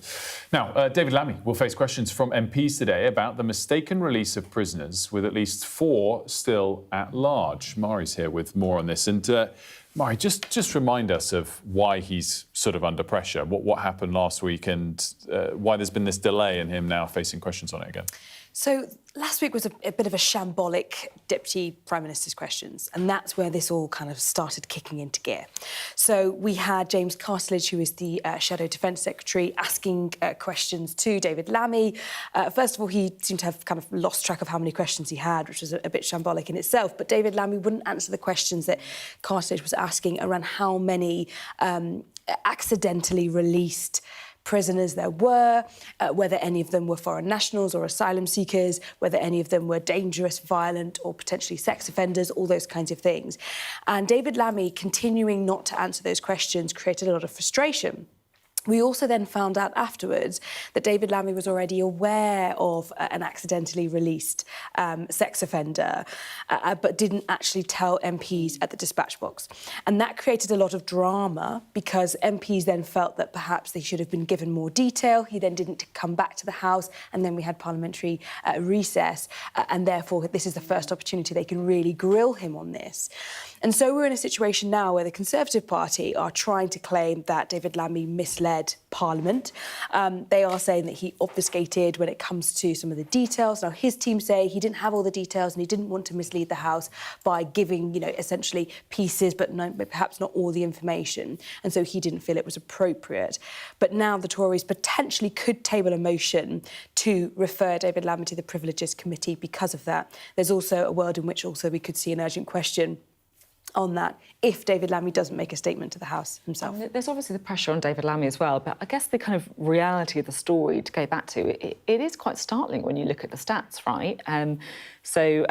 262 prisoners released in the year to March, up from 115 the previous year. We know that there are still, I think, at least 4 who the authorities have got no idea where they are. They were let out by mistake and they haven't captured them yet. I mean, is there any hint on what's going on and why this has happened? Well, what the government is saying is essentially part of this chaos is because there's still a paper-based system that is old-fashioned and therefore really opens itself up to human error. Only yesterday we found out that one of the inmates who'd been accidentally released had actually not been accidentally released. They were still in custody, but there was a misstep with the filing, and so we thought they were at large when they were still behind bars. You know, it's very, very chaotic, and it's a really bad reflection on Labour. Robert Jenrick, the Shadow Justice Secretary, he's written a letter to David Lammy and he's asked 3 specific questions that he says desperately need answering. And what he's arguing is if he doesn't get answers from those 3 questions, then David Lammy should resign. And so the Tories are really trying to use this as a stick to beat the Labour Party with today. OK, thanks, Mary. We're going to be talking more about that issue as well. Dominic Grieve is joining us, former Justice Secretary, so we'll talk about that later. Now, in the last few hours, the US Senate has taken a major step towards ending that record-long government shutdown that we were talking about yesterday. A group of 8 Democrats splintered away from the party to vote with Republicans for a spending bill that effectively funds the government until the end of January. It will now go to the House, which could vote as early as tomorrow before being sent to the man himself, Donald Trump, who says he supports the deal. Looks like it will probably all go through by Thursday. So that procedural vote was the key kind of hurdle, therefore likely to expect that similar voting patterns will happen as the next vote. The thing I'd just quickly say on this, Sophie, so obviously the Republicans have 53 of 100 seats in the Senate, but for this they needed 60. 8 Democrats, as you said, voted with them. Interesting point of note of those 8 Democrats that compromised, none of them are up for re-election next year. 2 are retiring. and the other 6 don't face re-election until either 2028 or 2030. And what this is being seen as is, even though publicly the rest of the Dems are saying, oh, we didn't want to do this, it's as if they all came together, they found the 8 that would be punished least badly from this to sort of fall on their swords collectively. And it's seen basically as the Dems are the ones that have folded and the Republicans haven't had to give up too much. Interesting stuff. Well, that's really interesting. Now, we're talking about care this morning, and I'm really glad we are, because all the statistics show we're failing our most vulnerable children who've been in care. So children who either don't have a mum or dad, or don't have a mum or dad who's capable of looking after them, or, frankly, don't have a mum or dad who want to look after them. And it's important to say that directly, because that is the starting point for these kids. Rejection and feeling abandoned. And they're more likely to end up in prison, they're more likely to end up homeless, and they're more likely to die before they're 25 years old as well. This is the failure of multiple government departments, but it's also a failure of housing, and particularly what happens when kids leave the care system. And that's why I'm really glad to be talking to Alison McGovern today, who's the Minister in charge of local government. She's also of homelessness, so hopefully she might be able to look at this and do something about it as well. Thank you for being with us. We've been talking this morning about children in care because of this awful story about this girl who killed herself. And it does seem that a lot of these failures around housing, particularly what happens after kids leave the care system as well, is it something that you're kind of working on and aware of? Yes, it is. And I just want to say from the outset that I will look at the details of this case that you've raised, because it is absolutely heartbreaking. And also, if the coroner has made any points that the government must act on, then we must look at those urgently as well. I think the care system, we know, as you said before, not all of our kids succeed through that care system, and that has got to change.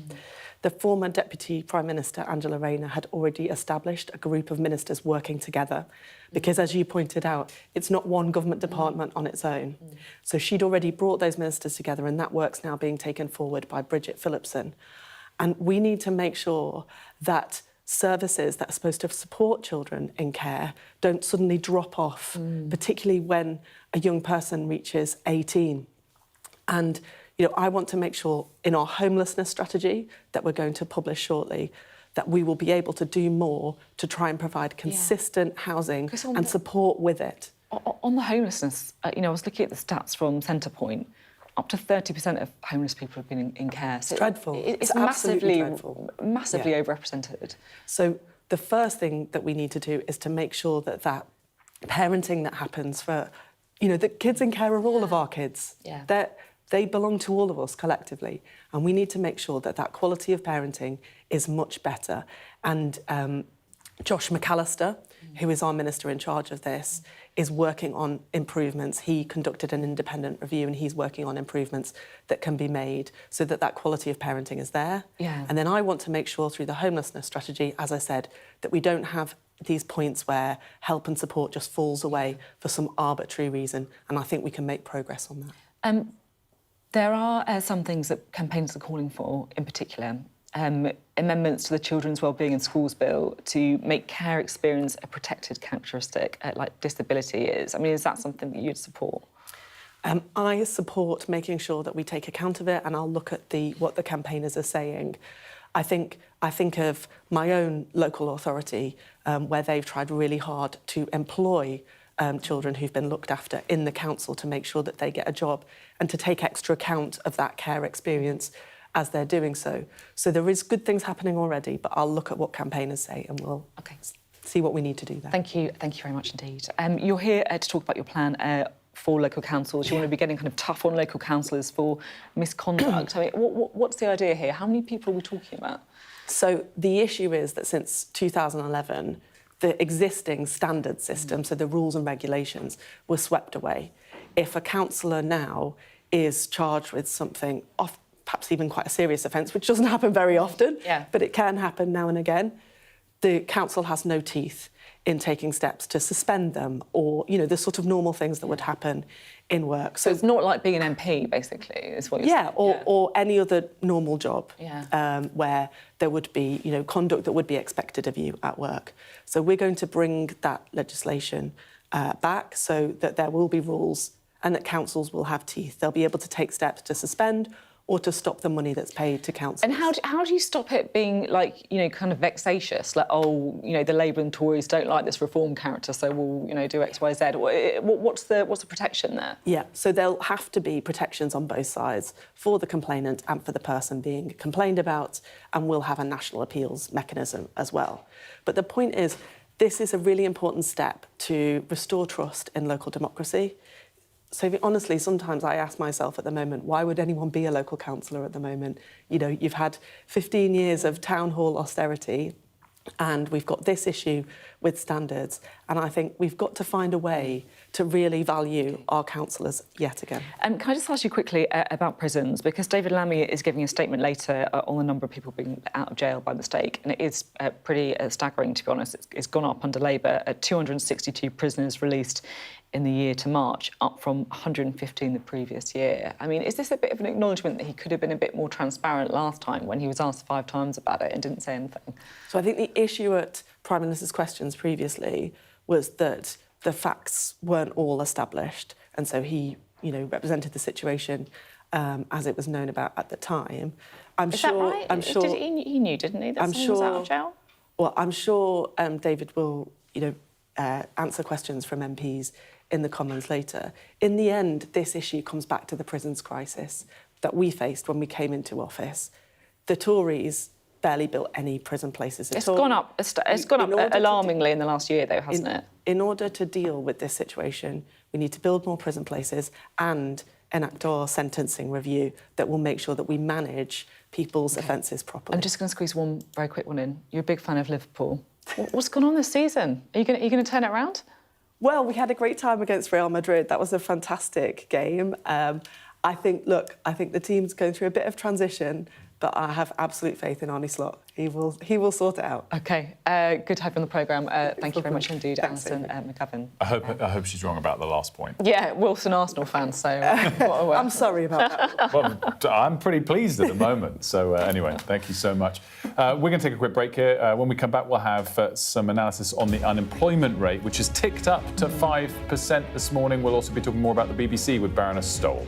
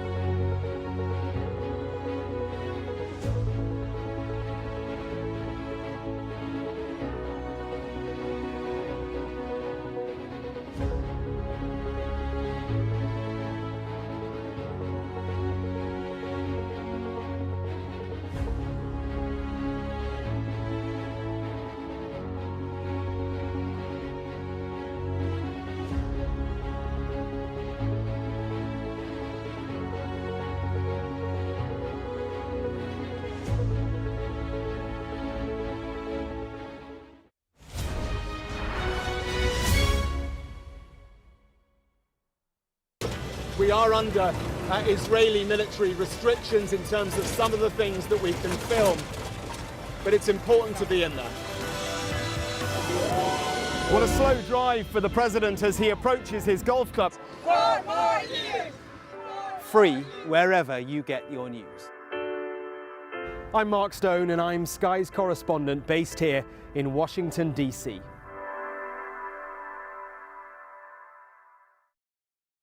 There's always more to the news than a headline.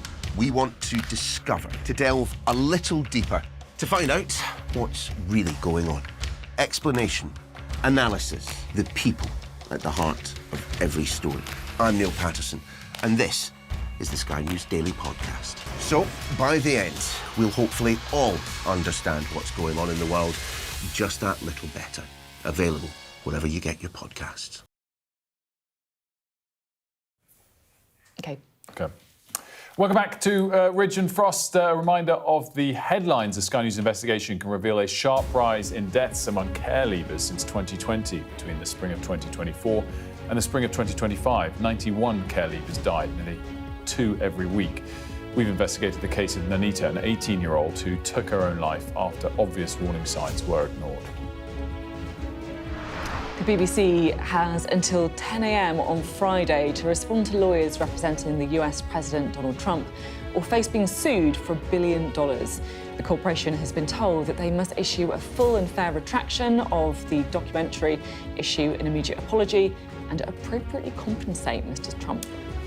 The UK's rate of unemployment rose to 5% in the 3 months up to September. That's the highest level since the COVID pandemic. It's up from 4.8% reported last month and was a larger leap than had been predicted when Labour came to office. It was 4.2%. And Sophie, I'd just say as well on this that the rate at 5% is still historically low, but up significantly, of course, from when Labour took office at 4.2%. I think the bigger theme that's more worrying is the fall in the number of people in jobs. The employment rate doesn't quite tell the full picture because it's those actively seeking work who can't find a job, and there are a lot of people just losing jobs for various reasons. Lost 32,000 jobs in that month, and this is a theme that still ultimately 5% is not that high compared to past challenges in history, but it's definitely a theme that's a worry for the government. We'll have more on that to come. Now, the crisis engulfing the BBC has become about a cast of characters at the top of the organisation who knew what, when, the roles of those in news and those on the BBC board. Now, they're faced with a serious legal threat from President Trump, the sort of which he has made successfully against US news organisations like ABC and CBS in the last year. Well, I'd like to say that joining us now is the former BBC Head of Corporate Affairs, Baroness Stowell. Very good morning to you. Thanks so much for joining us. Good morning. I guess the first big picture question I have for you is the extent to which both of these high-profile resignations, Tim Davie, the Director General, and Deborah Turness, the Head of News, were warranted, and actually whether or not the two of them going together makes the problem, in the short term at least, worse and harder to deal with. Well, when you look at their statements that they issued on Sunday, they seem to be they seem to have resigned in response to specific events. And Deborah Turness, in her resignation statement, refers to, I mean, they're both a little bit vague, but my assumption is that she's gone because of the Panorama programme and the editorial failings of that, whereas Tim Davie seems to have resigned because of a cumulative series of editorial issues over the last year, which he doesn't really go into detail in his resignation, but seems to suggest that this has taken his toll on him, and he's had enough and wants to move on. What neither of them do, and what the chairman didn't do yesterday in his statement or in when he was interviewed, is accept that the BBC's problem right now goes beyond just simple mistakes. And I think that is where we really need to press the BBC much harder, and I think where the chairman yesterday was disappointing, because I do think it has a systemic problem. Some people refer to it as institutional bias. I tend to refer to it as an institutional blind spot, because I think when they talk about institutional bias, it's an easy one for them to dodge a bit, because they get drawn into debates about party political bias. This is different. This is about what the BBC is doing, which is pushing groups of audiences away from it. And it doesn't seem to be able to see accept and address the failings that are systemic in the organisation that are doing this. And whilst in the chairman's statement yesterday, he referred to the findings that were in the Michael Prescott report, and they covered things like the Gaza war or trans issues, all that sort of thing. What these illustrate are the types of issues where where sort of the BBC is not properly representing certain perspectives and viewpoints on these important contested issues, and the people who feel disrespected or their positions are not properly represented, they now have other places to go. And this is a real problem for the BBC in particular, because we all have to pay for it, and its job is to be a news and information provider that we can all rely on. And beyond that, it's also meant to be part of the social glue that binds us together. There's a lot to get to in that. I guess the first thing I need to ask is the extent to which you can show evidence of something that's systemic or institutionally wrong internally. What would you point to that highlights that? Well, I think when it's so, if you look at if you take, for instance, the chairman's statement or his letter of yesterday, and some of the topics in there. So when he refers to, say, coverage of sex and transgender issues, he says in that, well, you know, that coverage seemed to be, generally speaking, okay. And you think, well, it's clearly evident that there are huge chunks of the population who don't think that and have been very disappointed in the way that the BBC has adopted a position which seems to be one which is a sort of, until recently, a sort of an acceptable position on these topics. Or if you take the Arabic service, in his letter yesterday, he tells us that they had accepted there'd been some failings in the Arabic service and that changes had been made. Mm-hmm. Well, that's good, but that was the first we heard about it yesterday. And what we should have been, if they had accepted and this has been, you know, criticisms of that have been quite widespread for some time now. They need to be coming out and saying this sort of thing. The BBC is not being upfront in seeing or telling us that they understand the fundamental problem that they have. And the point is, though, Wilfred, they know they've got a problem. They do know they've got a problem, mm-hmm. but they won't accept it and they won't address it. So just to quickly sort of wrap up looking forward, obviously the new DG's got a big problem, to solve in terms of what we've just discussed. How big a problem do you think they have in terms of securing the new BBC Charter, and does all of this make that harder? Well, I think, as far as because they're going to go into the sort of negotiations on the Charter whilst this government is in place. And I think one of the, it'll be interesting to see what the government says today, because so far, all we've seen or heard is the statement out of Number 10 yesterday, and they seem to be sort of taking the position these are just specific mistakes, but not accepting this systemic problem. So I don't think they're not going to get a charter, but they are, I think there's going to be a lot of debate in Parliament about the terms of that charter. But I think the big issue, of course, will be the licence fee. And what do you think is going to happen there, just quickly? I think that there will still be some public funding. The question is to what extent it covers the services that the BBC provides, and I think there will be some elements of what it does, if it wants to continue, that it will be forced to go into some sort of subscription. Baroness Stowell, really interesting as always. Thank you so much for joining us. Thank you. Lovely to see you. Interesting that comment about the subscription. Mm-hmm. I thought, certainly part of the conversation. We can talk now about the state of our high streets. Now, we've all noticed the types of businesses changing on high streets, and police and immigration officers have carried out a series of raids on high street shops in Suffolk. It's part of a nationwide crackdown on organised crime, money laundering and modern slavery. Our business and economics correspondent Paul Calso joined officers on those raids.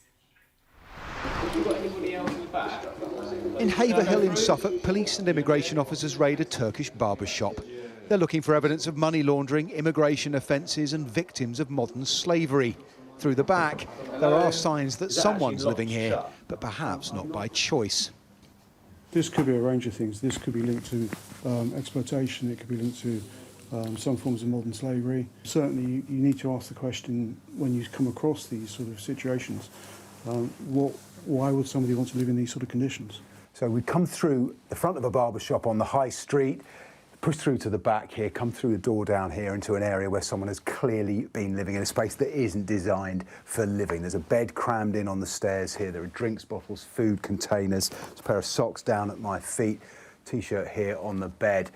And the question officers are asking is, why is someone choosing to live in a place like this? It's pretty squalid. The question is, why? And have they got any choice about living here? Please! Behind a second locked door, another bedroom. There's a bed in here as well. But it's not a safe environment. Not at all. Police find a UK driving licence and suspect this man may be a ringleader. What that is probably the alpha. But for us, alphas are quite important to spot because you need to get them away from everybody else before they influence anybody else on the location. Looking a bit shifty. I've asked him. This local action is part of the National Crime Agency's Operation Machinize, targeting money laundering, counterfeit goods, modern slavery and housing and immigration offences on our high streets. The intention, to identify abuse and disrupt organised crime. We've seen more than 2,500 raids right around the country just over the past few weeks. We've seen hundreds and hundreds of arrests and millions of pounds of illicit goods have been confiscated. Some of this activity has been hiding in plain sight for a number of years now. Right, hi guys. What have you got? Around the corner, a raid on a sweet shop has yielded a haul of illegal tobacco. It's one of 4 cash-intensive businesses raided in a single block of 5 premises. Won't take very long. 3 doors down, an Indian restaurant has a record of hiring illegal workers. A young man is questioned via an interpreter.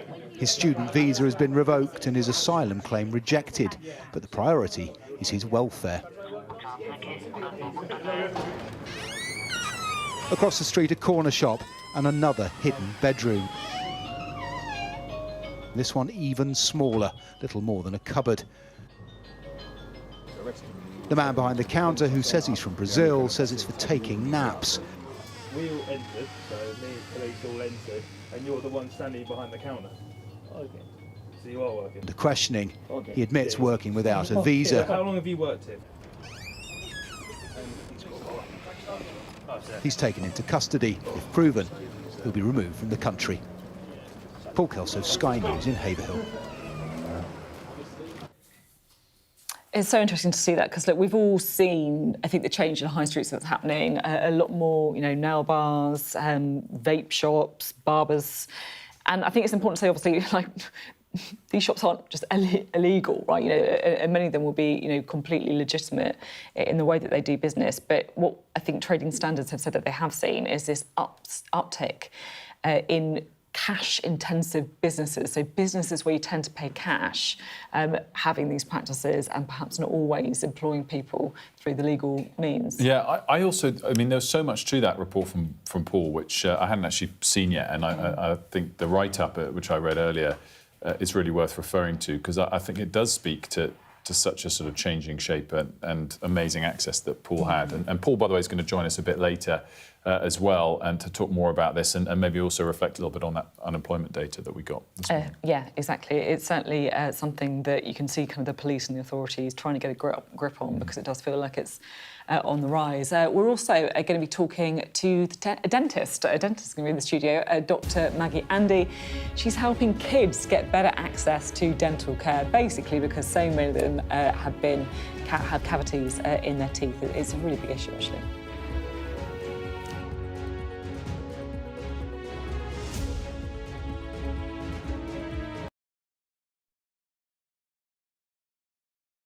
Those vivid colours of summer have faded now, but the trauma for everyone who witnessed what happened here hasn't gone away.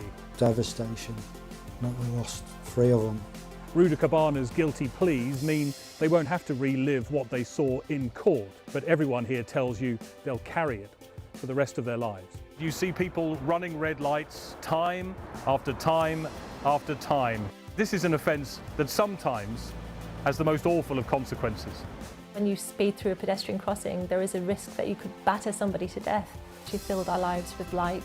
She was innocent, she was happy. I'm Greg Milam, and I'm Sky's Chief North of England correspondent. He had a beautiful death. He fell asleep in my arms. This is about a dying person's choice to die peacefully when they want to, on their terms.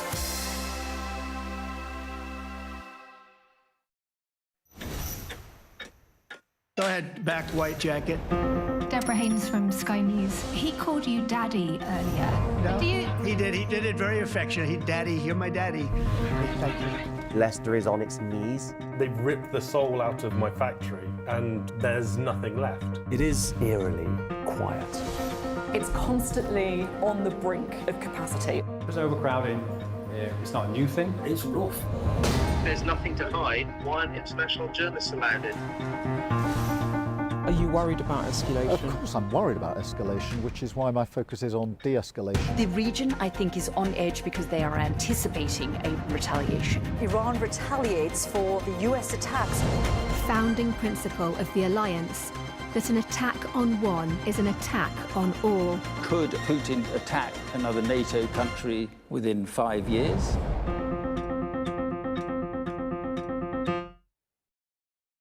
Our app gives you the very best of Sky News wherever you are. Breaking news, videos and analysis. Evidence of the crisis. Podcasts, watching us live. I'm live in Jerusalem. Wherever you get your podcast. All in one place and all at just the touch of a screen. The Sky News app. Get the full story first.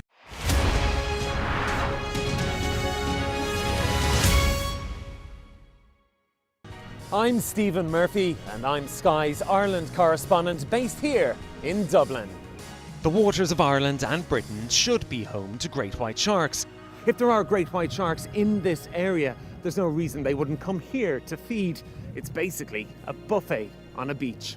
This could be not only a record-breaking storm, but potentially the most dangerous storm ever to hit Ireland.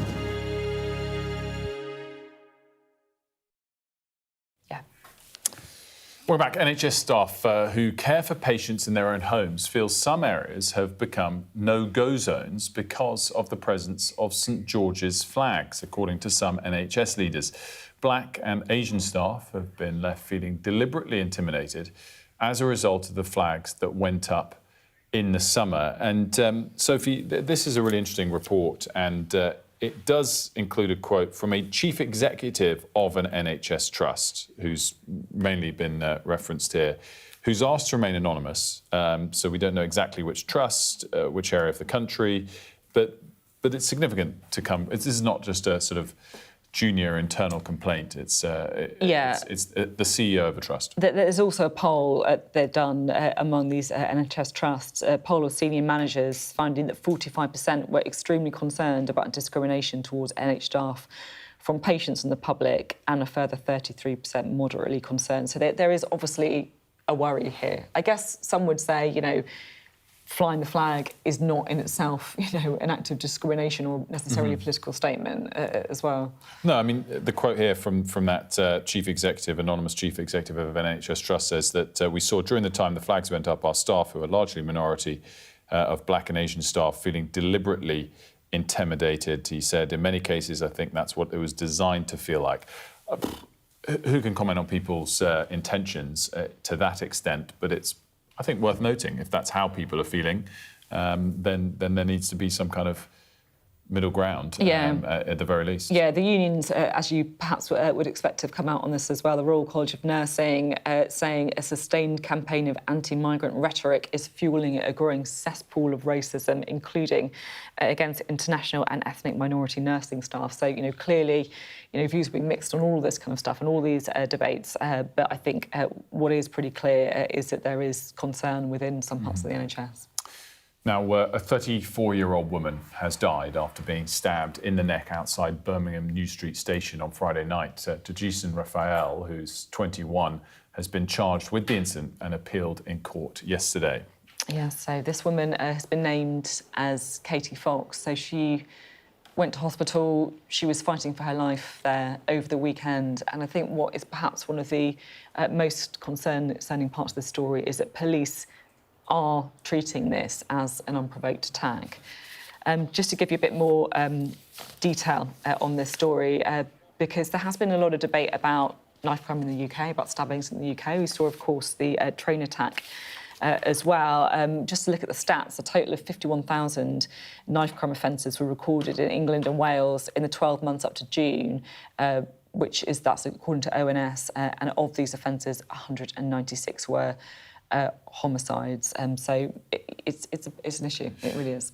Obviously, we were talking earlier about a lot of questions that the Justice Secretary is going to face today for a different reason. This might come up, I guess, but it's also really an issue more for Shabana Mahmood than it is David Lammy. Yeah, she has come out to say, the Home Secretary Shabana Mahmood, that she's shocked by the incident and more police are patrolling the city as a result. Obviously, we're kind of limited in what we can say about the case at this point because of that charge. But yeah, 34-year-old woman named as Katie Fox died from her injuries. Now, the yellow brick carpet has been rolled out for the European premiere of Wicked Part 2 in London. So the name of it, the new show, is Wicked for Good, and it's a follow-up to this year's Academy Award-winning Best Picture. It basically picks up where the first movie left off. I imagine they must have made both at once, did they? Because this has come out pretty quickly after the first one. Yeah. And obviously the first one was hugely successful, both in awards and at the box office.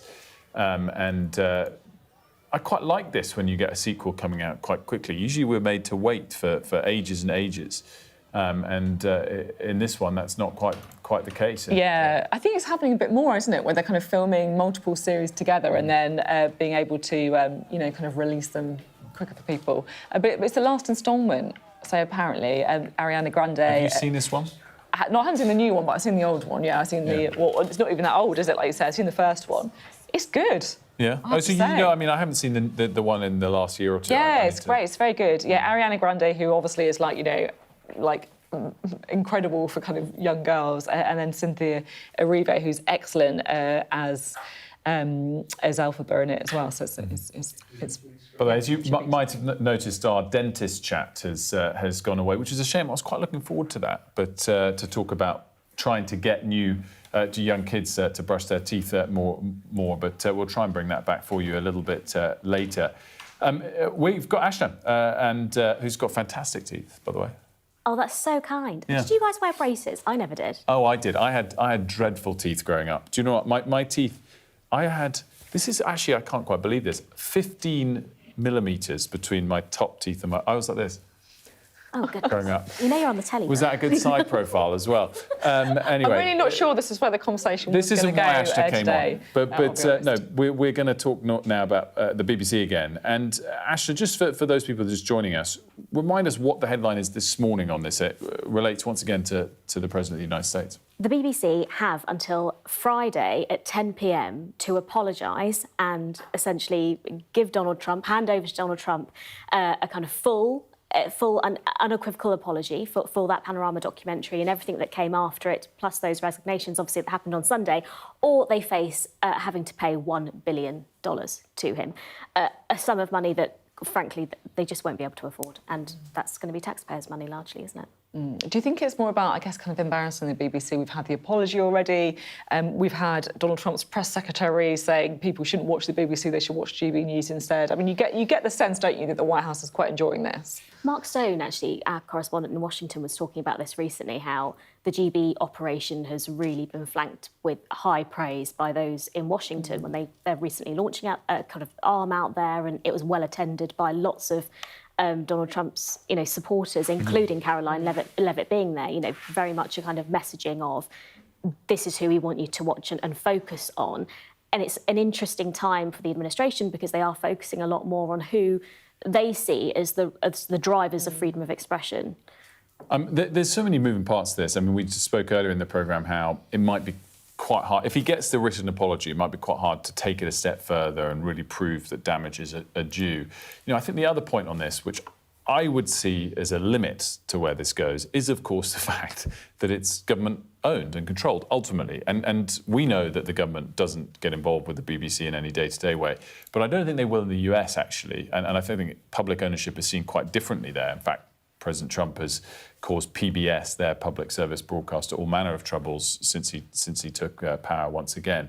And I do think there's a limit because he clearly has shown many, many times he doesn't want to cause Starmer too many issues. He weighs in a little bit, but then he'll back off ultimately. So, again, I feel like this is something that will calm down over the course of the next couple of days, provided there is a letter of apology that is issued that he can claim as victory. But we shall see. It's quite interesting as well, the other part of the story is, well, where does it go next? I'm intrigued as to see who is actually in the running to replace Tim Davie as BBC Director General. There's been a few names coming around. Charlotte Moore, of course, who used to work at the BBC before. Until just this summer. Yeah, exactly. Was Director of Programmes, I think, overall, left to Left Bank Pictures, which is one of the UK's leading production companies, made The Crown and James Harding, who also has history at the BBC as well, but he's been kind of launching the kind of slow news, kind of Tortoise, Observer style thing more recently. Jehan, Trevor Phillips, our very own Trevor Phillips has been mentioned. Never know. Do you know the only problem with all of these names? Eminently qualified. They probably have jobs that are less stressful. And, not sure Trevor would agree with that necessarily, but maybe he would. What do you reckon? Let's get Trevor to dial in to see if he'd accept the role. If you're watching, Sir Trevor, a very good morning to you as always, and to all of the others we just mentioned. Ashna, for now, thank you so much. We're going to take a very quick break here on Mornings with Ridge and Frost. We'll be back with all of today's top stories. Don't go anywhere.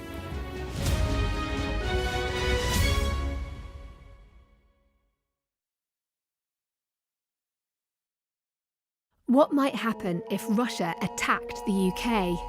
This is clearly an enormous show of force. It is definitely out of the ordinary. We ran a war game with former ministers back in the hot seat. Ben Wallace. Amber Rudd. Jack Straw. It's the kind of war game that's genuinely tested inside government. The Russians are signalling that there may be an attack. Russia knows our weaknesses, but do you? I'm Deborah Haynes.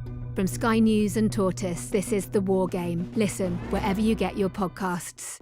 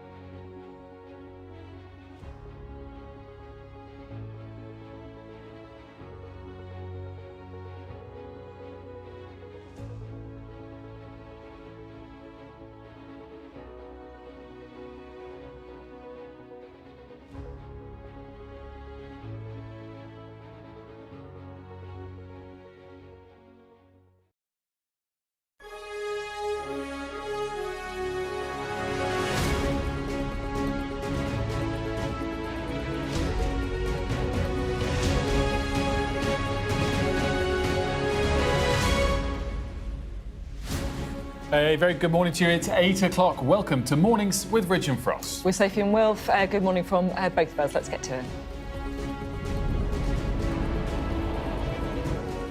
A crisis in care. Sky News investigates the case of a teenager who took her own life while in the care system after obvious warning signs were ignored, and what we should learn from it. We had somebody who was literally just a name to us and who seemed to be quite invisible in a way that is really very unusual. The outgoing BBC Director General Tim Davie will address all staff at a meeting this morning as Donald Trump threatens to sue for $1 billion. Money laundering, modern slavery and illicit goods. We join police on their raids of high street businesses in Suffolk. Also, we'll speak to a former Attorney General who's co-written a report that says Britain's counter-terrorism strategy is no longer keeping the country safe. Plus, we'll hear about a new book by Michelle Obama on fashion in politics.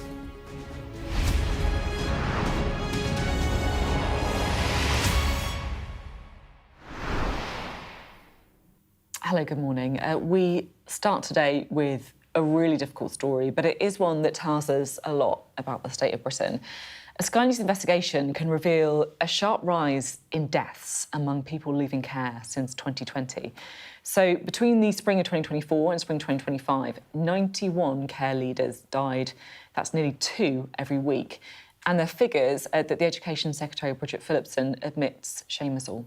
One tragic case involved 18-year-old autistic woman, Nonita Grabvitska, who took her own life despite clear warnings she intended to self-harm.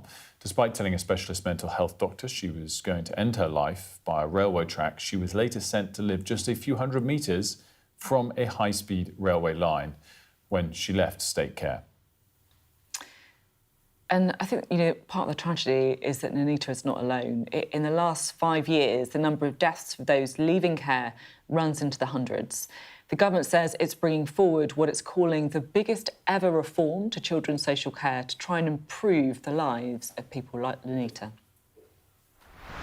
It's utterly heartbreaking and tragic to see the hopelessness that she ended up feeling that meant she felt her life was not worth living. And that is sadly what we see for too many young people who go through the system. It's why we see so many deaths, as we do, through suicide or through other means. And it's why this government is determined to improve life chances for children. Nonita was seriously failed on so many levels. And we're going to talk much more about that with our Nick Martin, also with Lem Cisse. That's to come this hour here on Mornings.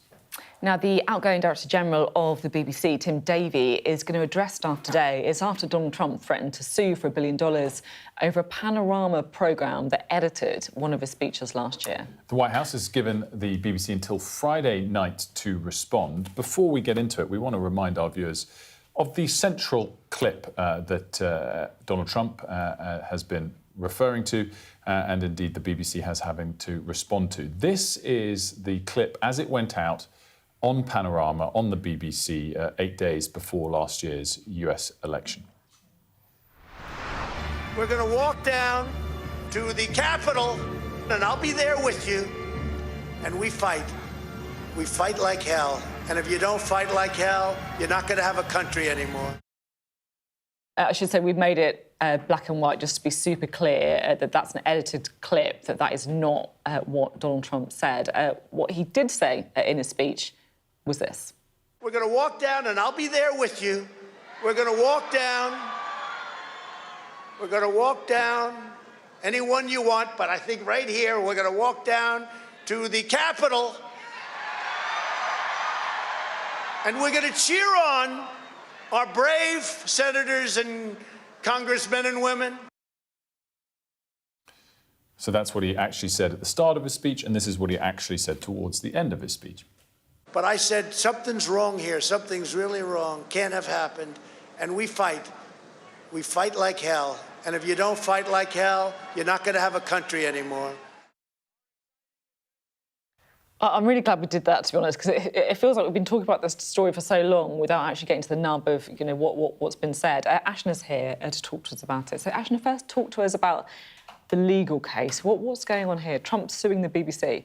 For $1 billion, because that's what he believes has been the damage that's been done by that clip airing and the subsequent decisions that were made after it. I think it's also worth remembering that this was something that the BBC had meetings about back in May, but they crucially didn't do anything about it, which is the real sting here. And it's, you know, it was then leaked to the Telegraph, as we now know, last week, and it's sort of snowballed from there, really. The key decision, I suppose, or question rather, is was this a terrible editing decision with a disproportionate fallout, or was the outcome actually proportionate and unavoidable? There are three demands that are kind of crucial to Trump's letter that he sent to the BBC, which we can outline for viewers. The first one that he wants is for the BBC to immediately issue a full and fair retraction of the documentary, as you can see on screen. Second, that they immediately issue an apology for the false, he calls it, defamatory, disparaging, misleading and inflammatory statements. And finally, that the BBC appropriately compensate President Trump for the harm caused. Many are questioning this morning, is this a fair thing for him to be asking for, all three of those things, or actually is it just a moment for him to seek to embarrass the corporation? I mean, I guess the question is not so much if you're trying to take something to court and seek damages, it doesn't really matter if it's fair or not, it matters what's legally provable.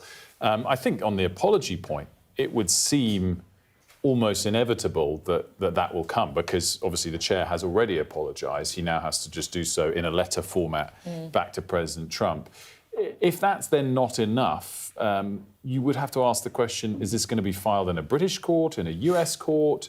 Are you really going to be able to prove that damages are warranted, given that, of course, yes, this aired just before the US election, but it didn't change the result. It aired in this country, not that country, and he won anyway. He did, and at the time, important to say, hardly any, if any, complaints at the time to the BBC, but following, you know, all of this coming out, 500 complaints are what they received. Now, the BBC chair, as you make reference to, Samir Shah, yesterday apologised for that error of judgment, but there is a key question over whether he does pursue it and where he does pursue it, if indeed it goes down the case of it becoming a lawsuit. But we've seen this happen before with ABC, CBS News. Only recently, CBS aired a 90-minute, or from a 90-minute interview, they cut it down to 28 minutes. He took offence with a lot of that, and they settled for $16 million. But crucially, CBS didn't want to give him an apology in that scenario, but still settled. ABC, they settled last year for a similar incident with President Trump, settled a defamation lawsuit worth $15 million. So if he's dogged about it, if he wants to get it over the line, there's kind of no stopping him from doing it, really. Ashna, great stuff. Thank you. Now, David Lammy is going to face questions from MPs today. It's all about the mistaken release of prisoners. At least 4 prisoners were let out of jail by mistake and still haven't been caught yet. So Maria is here to give us a bit more on this. Maria, what's going on? So what we're going to have today is David Lammy kind of under the microscope. Just for context, last week we had a pretty chaotic Deputy Prime Minister's questions in which David Lammy wouldn't answer a lot of the questions from James Cartledge on the opposition around if there was a accidental released prisoner, who they were, what their immigration status was, all those kinds of questions. And that really happened simultaneously when the story broke on Sky News and also elsewhere that one of those prisoners was a foreign national, a sex offender, and had been released accidentally. And so it created a kind of sense of chaos, really, in government, and the fact that the government wasn't really able to keep track of who was going where, and the fact that the amount of people were being released accidentally. And this has caused a lot of frustration, and to an extent, the Tories are really making hay of this, and they are capitalising on this. So Robert Jenrick and the Tories are claiming that he's misled Parliament because he was aware but didn't say it at the dispatch box. His team and he are arguing that he didn't have all the full details and he didn't think it was responsible to give some, perhaps, details, partial details, and not give all of them. And therefore, he felt that it needed to wait until he knew more before he told MPs. So now the Tories are potentially going to be asking for an urgent question on this, potentially tabling a motion as well to refer him to the Privileges Committee. And that is causing frustration, obviously, in the Labour Party, where they feel that actually they've been given a pretty terrible inheritance when it comes to the Justice Department, and they are trying to clean up the mess. The problem is the numbers don't lie, and if you look at the accidental releases of prisoners, it's worse under Labour. Mark, great stuff. Thank you very much for that. We're going to be talking to Dominic Grieve, former Justice Secretary, a bit later in the programme about terrorism and anti-terrorism laws, but also a question on that.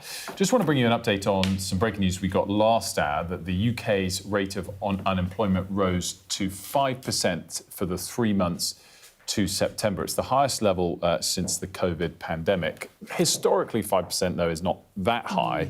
But just to break some of the other things that stand out to me on this, Sophie, so the forecast was 4.9%.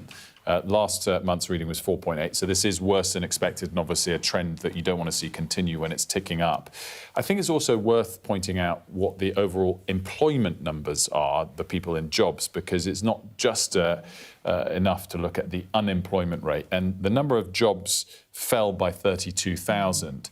That's actually less than the trend in recent months. But as a snapshot, that's 180,000 jobs that have been lost over the last 12 months now. And it is clearly a trend that the government desperately needs to try and draw to a close, even if that headline unemployment rate of 5% over long periods of history isn't that bad yet, but it is the worst really since the pandemic now. Really interesting stuff there. So, the UK's jobless rate rising to that level not seen since late 2020. On the programme this morning, we've also been speaking about the awful case of 18-year-old Nonita, who was failed by the state care system, and she eventually took her own life. Now, this is an issue as well, close to the heart for Lemon Sissay, who is the author and broadcaster who joins us now, I should say. We've also got Nick Martin with us as well, who's been leading this story for us. Were you surprised to hear about the details of what happened to Nonita? I'm always surprised to hear of a child who's died in the care system. Just last week, the Manchester Evening News reported that 7 young people, young care leavers, died within 7 months of 2024. So every time I hear of a child in care dying, it is a surprise and a shock. And it's damning of a system which is built to care for our most vulnerable citizens, and that's children and young people. And she died in winter, just before New Year's and just after Christmas, in that kind of in that period where she felt most alone, when most of us feel most together with our families. You see, it's so interesting you pick up on the timing of her death. It's something that I, to be honest, didn't even think about. But I guess for people who've been in care, who think about Christmas, who know how hard Christmas is, you have that perspective that perhaps the rest of us don't. I mean, imagine being 18 years of age and then being told you're never going to see your family, the rest of your family, ever again. They're not going to be in touch with you. You're not their responsibility anymore. That's what happens to this child in care. All memory of what happened, who she was in contact with, people that she cared for and cared for her previously, was lost. They were not to be in touch with her.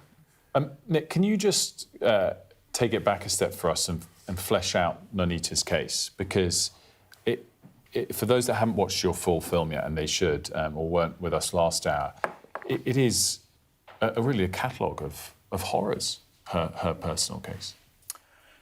Wilf, I've been telling stories for more than 30 years, and this is the saddest story I have ever told. Everything that could go wrong did go wrong with Nonita. And over the last few years, I've been on this programme talking about children who are missing education, who aren't getting enough mental health support. And really everything is in Nonita's story, sadly. I actually couldn't believe the detail of Nonita's story when we started researching it. But here was a girl who foretold her own death. She told doctors, psychiatrists, psychologists, social workers, care workers, independent visitors, how, when and where she was going to take her own life. and yet she was sent to live 100 or so metres away from a high-speed railway line. I did not believe that detail. I thought that cannot be true, and it was. And the corporate parent in this case, Barnet Council, were taking very extreme steps to keep this story from the public eye, enlisting barristers to fight a campaign by campaigners to get access to Nonita's inquest and therefore unlock the case file. And when they were successful, a legal first, and the case file was made available, it unlocked absolutely a shocking story, and Nonita is not alone. And Lem, you have particular experience of this, and obviously grew up in care yourself. When you hear stories like this, are you looking at it thinking that it's getting worse? Or is this an ever-present problem that for generations we've failed to solve? What's your reflection? No child in care today is going to compare their experience to what happened before. So whether it's worse or better won't matter to Nonita. It won't matter to Nonita because she's not here. What this is, I mean, aside from the subject, I've got to say this is a great piece of journalism, and journalism is right at the moment is at the, it's a big subject in England at the moment because of the resignation of the director of the BBC. This is what journalism is about. This is what it should be doing, investigating for the least looked after people who die. Yeah. I'm pleased that this documentary has happened. Things are not better now than they were before because you're presenting me on the breakfast show with a person who's died who's in care. How can things be better if that's the case? I also think, Lem, that you would agree that we have to look forward to how the system can be improved. And at the moment, there are campaigns out there that want to fundamentally change how the care system operates and how they view young people. So many campaigners want the law to be changed so that care experience becomes a protected characteristic, like disability or ethnicity. Yeah. And that would change the whole structure of the care system. Unlock a whole load of things. So every decision that is made with care experience in mind, from the design of a school to the CV writing for a child. Can I, if I may, talk a bit about your own experience? Because look, you've had an extraordinary career, right? You've been a huge success. You were the official poet at the London 2012 Olympics. You were Chancellor at the University of Manchester. It's extraordinary. Yeah. But you also grew up in care. Yeah, 18 years I was in care for. It was only after you turned 18 that you learned that your mum had been effectively kind of forced to hand you over. Is that right? Yeah, well, I proved this, that my mother, I had my name changed and my mother wanted me back and she couldn't get me back, etc. And then I was held in a series of children's homes and etc. It was not a good experience. I've got to say that it is better now than it was before. It is. Yeah. And there are a lot of dedicated and committed social workers out there. It's okay to say that as well, by the way. We're saying that things are not okay now, so we can acknowledge that. And you also, your experience obviously is. Well, look, success to me is not being able to not being Chancellor of the university. Success to me is not any of the things that I've become. But it's whether I can look in the mirror and know that I'm okay in the morning. Can you do that? I can, yeah. Well I done. can. It's been a lot of work. Yeah. And it's a daily process for all of us, right? Yeah. And the success is whether I can empathise with others rather than simply be consumed by what happened to me. Well, I know it's hard to express, and I don't want to put you on the spot in any way, obviously, but what was it like, growing up in those homes without your mum? No, without my mum, dad, without brothers, sisters, aunts, uncles, cousins, grandparents, granddads, without Christmases, without holidays with parents, without being held in the mind of a group of people as a memory, without having a group of people to be angry towards who would... because you can be angry towards your family. I didn't have that. I was not held in mind by anybody. And at 18 years of age, when I left care, I, like Nonita, was afraid of the nothingness that was ahead of me and of the fact that anybody who knew me before had no relationship with me. I was on my own and for the rest of my life. that was scary. I am lucky. Yeah. Can I ask one final question, Lem, to you first, maybe Nick, to wrap it up? But you said you can now feel OK about this. What will it take for all children that go through the care system to reach your outcome? Is that That's a really good question. Is that an unthinkable goal? No, we have to ask impossible questions to get to get great answers. And the question is how do you care for a child who's in your care? It's very simple, and we need to ask that of every area that the child goes into. Education, if the child is in care and the government is the parent, we need to judge our government above all on how it is as a parent. That means that this case of Nonita should be central to our government's health. Nick, thank you for all the work you've done on it, and I know we're going to be talking to you again later in the programme and perhaps specifically on the things that we can do to try and make improvements, and also genuinely thank you so much for coming on and being the voice of the voiceless as well, so we appreciate it. It's an honour, thank you. More to come on that story next now. If you have been affected by any of the issues in the report, you can contact the Samaritans on 116 123 or joe@samaritans.org. I want to bring you some news on the Booker Prize. It's, of course, the biggest prize when it comes to literature, and one of the news yesterday of who's won it, the British-Hungarian author David Szalai for his novel Flesh. So the story follows a young man's rise from a Hungarian housing estate to the world of the London super-rich. He becomes a driver, basically, for that glitzy world. The actress Sarah Jessica Parker was on the Booker Prize judging panel this year. That meant she had to read more than 150 books. She spoke to Sky News about her love of reading.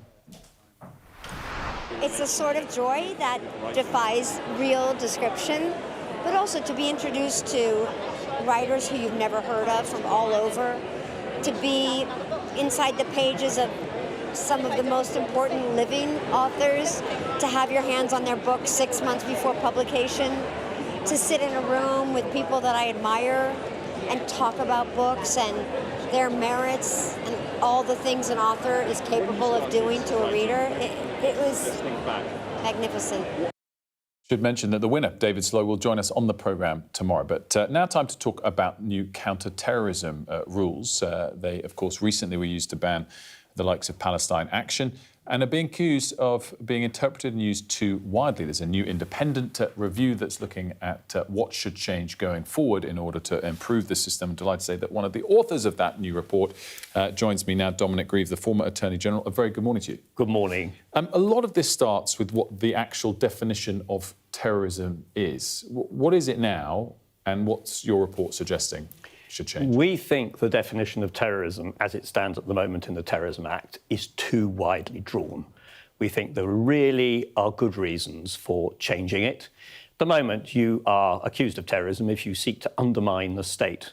We think, actually, a better expression would be subvert, coerce, or compel would be a better way of describing it. So this is a big report. There are 113 recommendations and it runs to 300 pages. But I think at the absolute heart of it, what we're trying to do is firstly to make sure that counter-terrorism law works. Secondly, that it's understood by the public and the public support it. And that some of it, the way in which it's grown, is pared back where it's quite apparent that it's actually not necessary, or it is leading to potentially people being labelled as terrorists who should not be. Are you referring to Palestine Action? Palestine Action certainly is a relevant consideration because Palestine Action, as you'll be aware, is an organisation that sanctioned or promoted carrying out criminal damage. Now, some criminal damage is undoubtedly terrorism. If it's going to affect the national security, the health of the nation through attacking infrastructure or indeed endanger life. Those are the sorts of criteria. But as things stand at the moment, it's any serious criminal damage. And actually, there are existing laws outside of Terrorism Act which deal with that. And in fact, it's highly likely that anybody who commits an act of vandalism sanctioned by Palestine Action will be prosecuted for that and not under the Terrorism Act. So I think it is questionable as to whether Palestine Action should have been prescribed. And the prescription process that we have is unsatisfactory anyway, because what happens is that the Secretary of State can publish a list of organisations to prescribe, and when it's debated in Parliament, you can't single out a particular one. You've got to take the package, or you've got to reject the package. So we suggest it would be much better if we can have a system where only one prescription takes place at any one time, and those need to be reviewed. When they've done, they ought to be reviewed within 12 months by the independent prescription panel, which already exists. So although these may sound a bit techie, they're ways of trying to ensure that public support for what is clearly important legislation is maintained. It's really interesting that about the prescription process. Just wanted to get a quick question to you about the state in prisons, if I may. So the number of accidental releases has hit 262 in the year to March, up 115 on the previous year.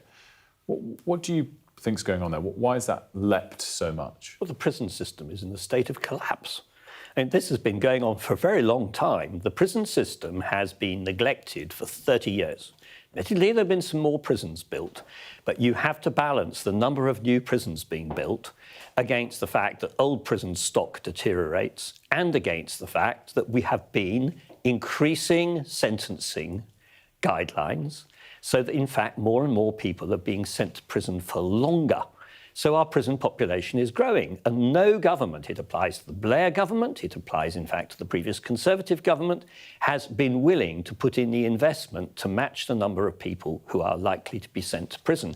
And if you have a prison system which is grossly overcrowded, and if you have staff morale which is low, you're going to start to get mistakes. And it's quite clear that these are, as you've seen, they are 262 wrongful releases a year. I mean, it's not just an individual action that takes place, it's a systemic problem because they're overburdened and the bureaucracy starts to collapse. Can I ask quickly, does the early release scheme, whether it's warranted long-term or not, contribute to it? If there need to be more legitimate releases, does it make it easier to have some error releases? That may well be the case. It's impossible to know, and somebody would have to look into it, but we can easily see how that could happen because within the prison system, people's release dates, which may have been predictable in the past, are suddenly being changed. And, his release is now being brought forward. So you can easily see how muddle may creep in. And in a prison which is, I say, overburdened, too many people, prisoners, not enough staff, you can easily see how this sort of mistake gets made. Dominic Grief, we thank you for joining us as always. Good to see you. Thank you. Coming up after the break, we'll be talking royals. Just when you thought there couldn't be any more scandal, a book comes along revealing even more. We'll be talking to Robert Jobson, author of The Windsor Legacy.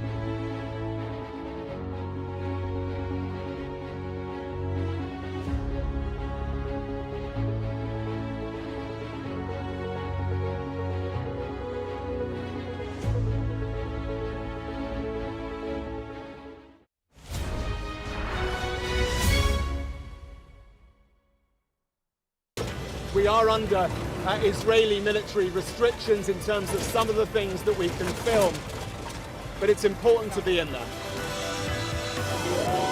What a slow drive for the president as he approaches his golf club. 4 more years! Free wherever you get your news. I'm Mark Stone and I'm Sky's correspondent based here in Washington, D.C.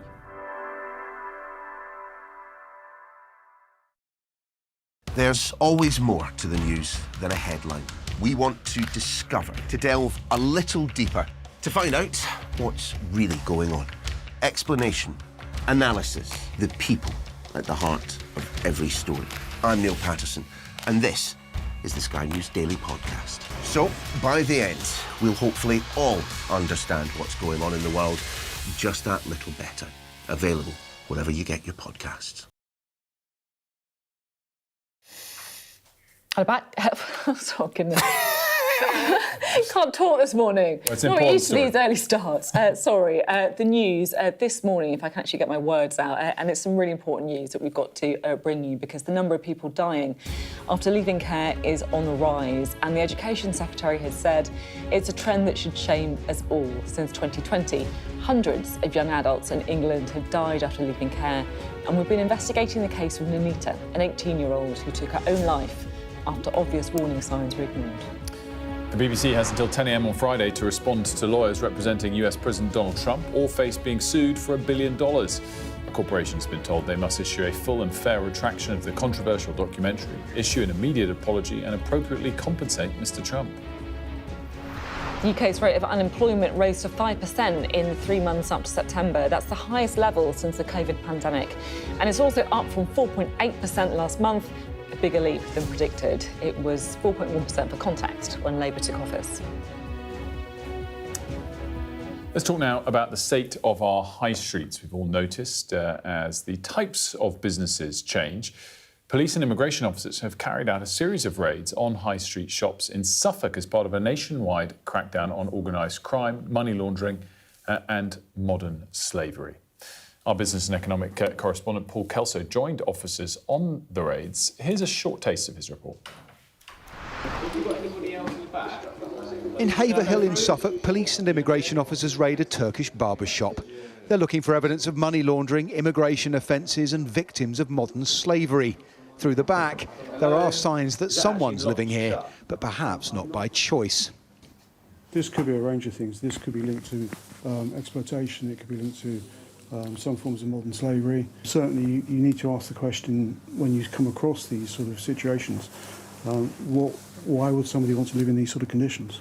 So we come through the front of a barber shop on the high street, push through to the back here, come through the door down here into an area where someone has clearly been living in a space that isn't designed for living. There's a bed crammed in on the stairs here. There are drinks bottles, food containers, there's a pair of socks down at my feet, T-shirt here on the bed. And the question officers are asking is, why is someone choosing to live in a place like this? It's pretty squalid. The question is, why? And have they got any choice about living here? Please. Behind a second locked door, another bedroom. Bed in here as well. But it's not a safe environment. Not at all. Police find a UK driving licence and suspect this man may be a ringleader. What that is probably the alpha. But for us, alphas are quite important to spot because you need to get them away from everybody else before they influence anybody else on the location. Paul, this was a fascinating report, I have to say. I'm got to ask the question, what was it like going out on the raid? It was fascinating, and I don't often get the chance to do this kind of thing and to have a raid with so many agencies involved. The police officers we saw, immigration officers. The chap we were talking to there was actually the lead on modern slavery for Suffolk Police. And these are targeting those kind of shops that have sprouted on high streets. Everyone at home will know, they've seen them, they've thought, there's a lot of barbers, there's a lot of nail bars, there's a lot of vape stores that have popped up. There can be signs of decline, can't we think of them? But people, you can sometimes be suspicious. Are these viable? Well, the National Crime Agency shares those suspicions. That's why they've launched these raids. I mean, that was one raid. We did 17 premises, I think, that day. Nearly 3,000 have been raided in the last month around the country. Are they targeted or just random? They are targeted. They're intelligence-led.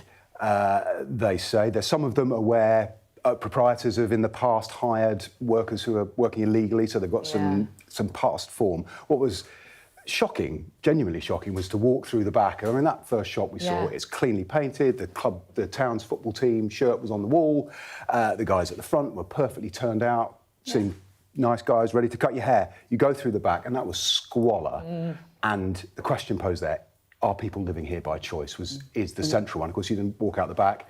There was a brand new Audi parked out the back. Now, we didn't know whose that was, but it confirmed, we don't know if any charges arose from that, but confirmed the suspicion here that some of these businesses are money laundering, and in the process of that criminal activity, there are potential slavery offences, immigration offences, and others. Obviously, if those offences are present, that's a terrible thing. But I guess the shape of the high street, we could have talked about this for the last decade, is changing a lot. We're all shopping online more.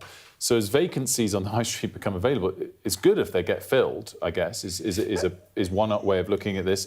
Yeah, potentially. And you speak to the National Crime Agency today talking about nearly £11 million in seized cash and goods, £3 million worth of commodities, vapes and illegal cigarettes that they've burnt. They have found a lot of criminality. But they will say not every cash-intensive business, is the jargon, is illegitimate. Most of them are legitimate, but many are illegitimate. And they make the point that these are crowding out legitimate businesses. Interesting, there's the means, the reason all these agencies are there, including council, fire safety, they want to use any means they can to disrupt these businesses. In fact, fire safety rules, those 2 bedrooms we saw there, it's probably the strongest action they can take. It's a bit like Al Capone for tax evasion, right?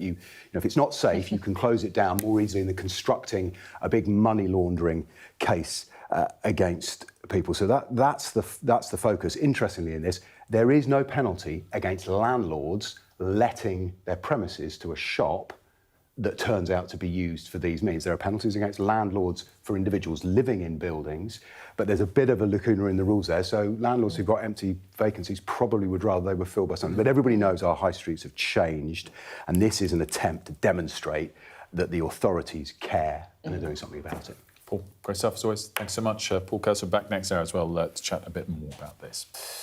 Now, it's been a bruising few weeks for the royal family after the King stripped his brother Andrew Mountbatten-Windsor of all of his royal titles and pushed him out of the Royal Lodge. Prince Harry has also been in the headlines recently. He apologised to Canada for wearing an LA Dodgers cap at the World Series. Well, we can chat through all things royal now with the royal author Robert Jobson. Good to see you today. You've got a book out, haven't you, looking at the scandal in the royal family. I mean, where'd you start? Well, I started about 1926, the birth of the Queen. It was really a book over the last 100 years, trying to knit together the whole narrative. And you see so many similarities in what's happened over the years, from the abdication crisis, the battle of the brothers between George VI and Edward VIII, all the way through to the current day. So the last half of the book is really more to do with the modern royals from Princess Diana onwards. But the first half is really looking at that whole historical pattern. So, in the last, quite recently, we've had a more and more scandal, and it seems the royal family has had to try to adapt, particularly after the death of Elizabeth II, to try, whilst it's in transition, to appeal to the people. But at the moment, I think that I'm not saying the jury's out, but certainly there have been some difficulties that they've got to contend with. My question, your book obviously is reviewing the entire Windsor legacy, as you mentioned, is how quickly all the public care about is the current monarch. I think, obviously the Queen had her tough times as well, but for the final decade at least, or 2 decades, I think she was much loved. Is what she did now irrelevant, and all that matters is what the King does, including relating to his immediate family? When it comes to his reign, yes, but I don't think it's irrelevant now. I think that really, I think Elizabeth particularly is somebody that actually completely defined her age and defined the time. But of course, we now live in an ever-changing world. We've got everything going on from Trump to Putin. So the king of the time, Charles III, has to adapt to what's going on, and we're seeing more and more actually with Prince William, now the Prince of Wales, that he's having to adapt to that time.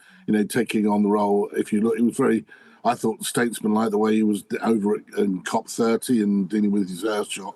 But the key, I think, that is coming across to me as someone who's covered the royals for over 35 years. So a lot of this history actually I've seen firsthand, or witnessed firsthand, is how that they mustn't make the mistake of getting rid of things that people like and the core values of supporters and the people of the royal family that support the whole system, just to appeal to people that don't really support them anyway. I mean, the younger generation, it seems, yes, they're trying to get more attention, but a lot of people don't necessarily agree with that system. And I do think there will be changes over the next 50 years, particularly when it comes to them being head of state in Australia, New Zealand, Canada.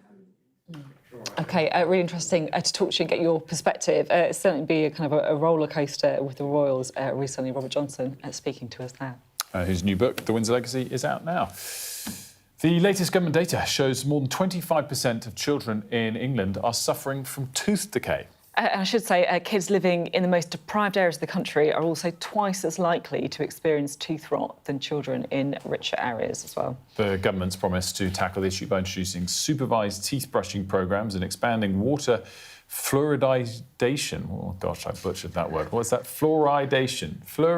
Putting fluoride in the water. I know, I get what it means, but how do I pronounce that word? I don't know. Do you know what? I was going to leave it and help you, but I've got no idea. I know somebody that will know the answer. How do I say that word? Fluoridation. Fluoridation. There we go. That is the definitive answer from Dr. Maggie Andy, a dentist who's here to join us about this. Good morning. Good morning to you.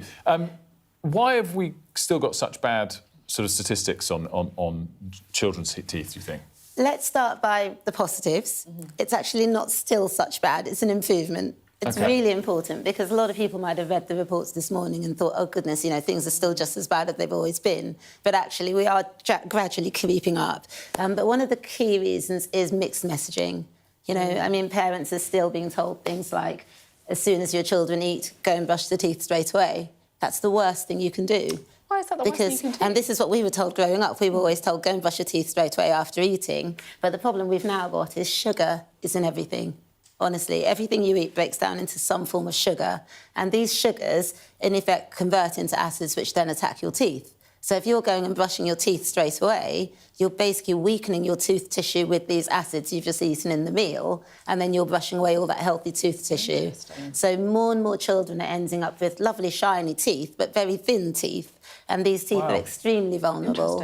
And unfortunately, because they're, doing things like rinsing when they brush as well, the fluoride which you need from the toothpaste they're meant to be using, they're then, instead of just spitting and going, which is a message we're trying to drive across, they're actually rinsing off. So they're having a double attack. They're brushing away healthy tooth tissue and they're not able to protect the teeth that they've got with the fluoride toothpaste. We're in there onto the advice territory, and I've got some questions. Sure. I'm interested. It's so interesting because it's often a battle, right, to get kids to brush their teeth and all that kind of thing. Yes. Have you got any sort of tips on how to get reluctant toothbrushes to actually brush their teeth? Yeah. So over the years, we've used lots of things. Sometimes parents have gone with rewards, sometimes they've gone with bribery, sometimes they've gone with... Well, actually, funnily enough, sweets seem to be happening as well. Sometimes they've gone with sticker charts.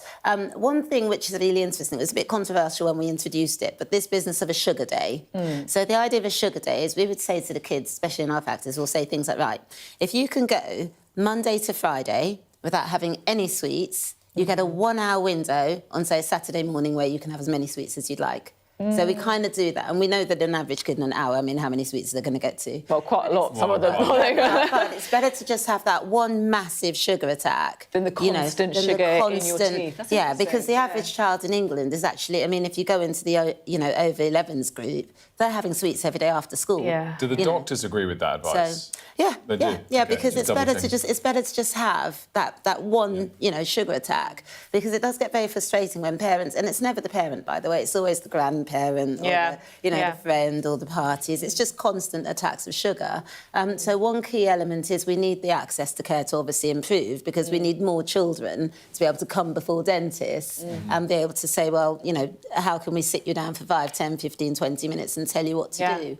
It is a bigger problem what kids are doing at home or not doing, or whether enough are making use of the fact that dentistry is free until people are 18. So dentistry should be free until people are 18. It's actually 19 if they stay in school, by the way, because there's another subcategory which is 18 and in education. So if they're 18 and in some form of education, a lot of parents don't know this, they still get free access to care.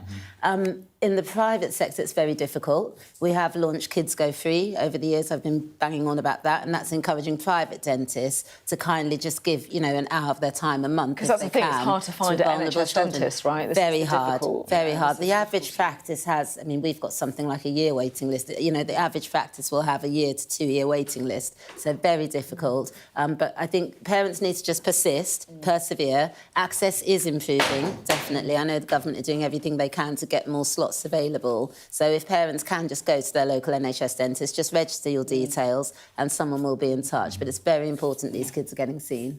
Dr. Maggie, Andy, thank you so much for joining us. Absolute pleasure. Thanks Lovely for to having see me. you. Lovely to see you too. Fluoridation. We got it. That was good now. Well done. Next time that comes up, which is unlikely to be anytime soon, hopefully I won't butcher it. Coming up, we're going to be speaking to Ginny Chadwick-Healy, who is the former executive retail editor at British Vogue and also the former Education Secretary Gillian Keegan. What on earth unites these two people? It's fashion in politics.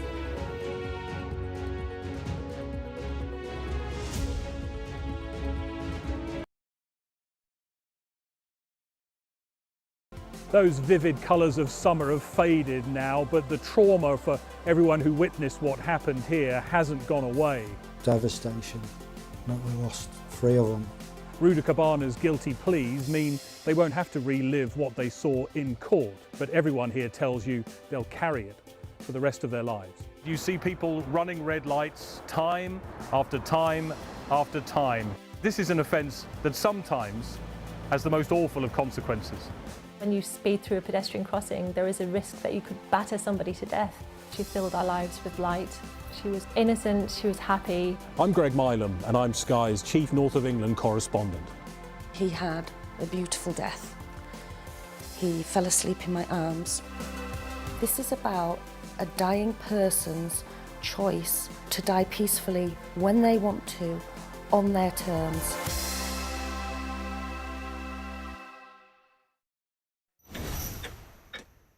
Go ahead, back white jacket. Deborah Haynes from Sky News. He called you Daddy earlier. No, Do you... He did it very affectionate. Daddy, you're my daddy. Thank you. Leicester is on its knees. They've ripped the soul out of my factory and there's nothing left. It is eerily quiet. It's constantly on the brink of capacity. There's overcrowding. It's not a new thing. It's rough. There's nothing to hide. Why aren't international journalists allowed in? Are you worried about escalation? Of course I'm worried about escalation, which is why my focus is on de-escalation. The region, I think, is on edge because they are anticipating a retaliation. Iran retaliates for the US attacks. Founding principle of the alliance, that an attack on one is an attack on all. Could Putin attack another NATO country within 5 years?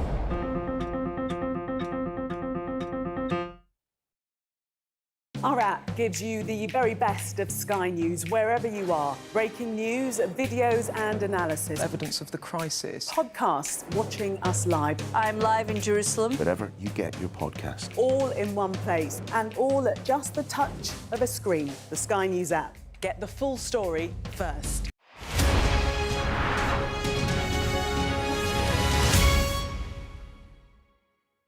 I'm Stephen Murphy, and I'm Sky's Ireland correspondent based here in Dublin.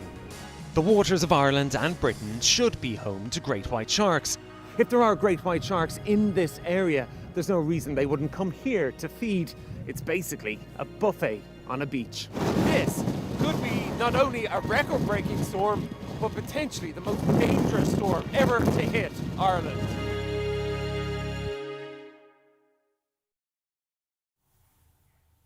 Hello, welcome back. Now, the former First Lady, Michelle Obama, has released a new book that looks at the role of fashion in politics. Joining us now, Ginny Chadwick-Healy, former executive retail editor at British Vogue, and former Education Secretary Gillian Keegan. Thank you both so much for joining us on this. A really interesting topic for us to discuss. Ginny, can you just sum up for us, first of all, the way that you would frame Michelle Obama's kind of fashion overall? Oh, she just used the stage beautifully. She knew her role and she was strategic from the get-go, quite frankly, because she'd come from a world where, you know, her mother was a seamstress, her grandmother was a seamstress. She had not been represented in the mainstream, and she knew that this was her moment as the first black woman in the White House to represent all those who had been unheard. Designers, makeup artists, hairstylists. She really used it to the max. I just want to bring in Gillian, if I can, at this point as well. Gillian, you were obviously in frontline politics for an awfully long time. The focus of you, at different times, obviously, I'm sure pretty intense. If you're honest, how much time did you spend thinking or planning what you're going to wear? Actually, quite a lot, because it's hard to be criticised when you're in your 50s for how you look, and that's basically what most of our female politicians have to deal with every day.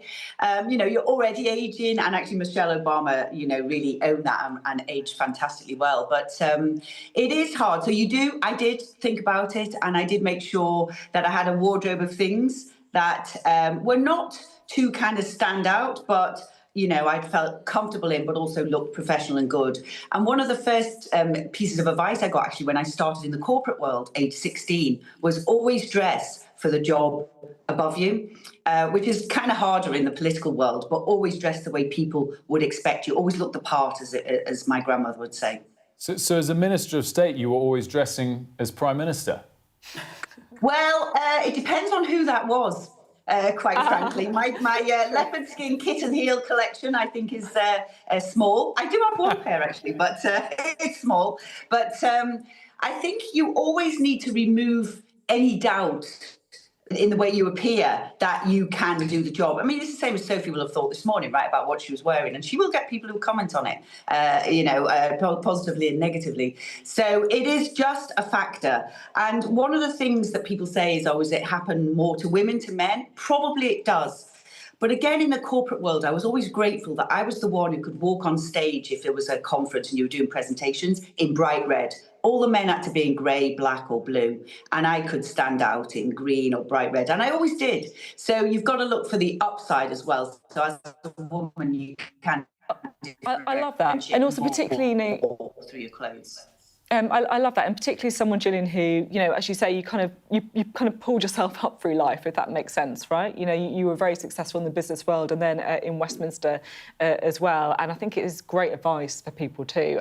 We're talking about power dressing, aren't we, I guess, Gillian? You know, how do you think Michelle Obama sort of managed to embody that, and would you agree with what Gillian was saying there? I would always advise clients to, you know, dress as if you're going to be caught out.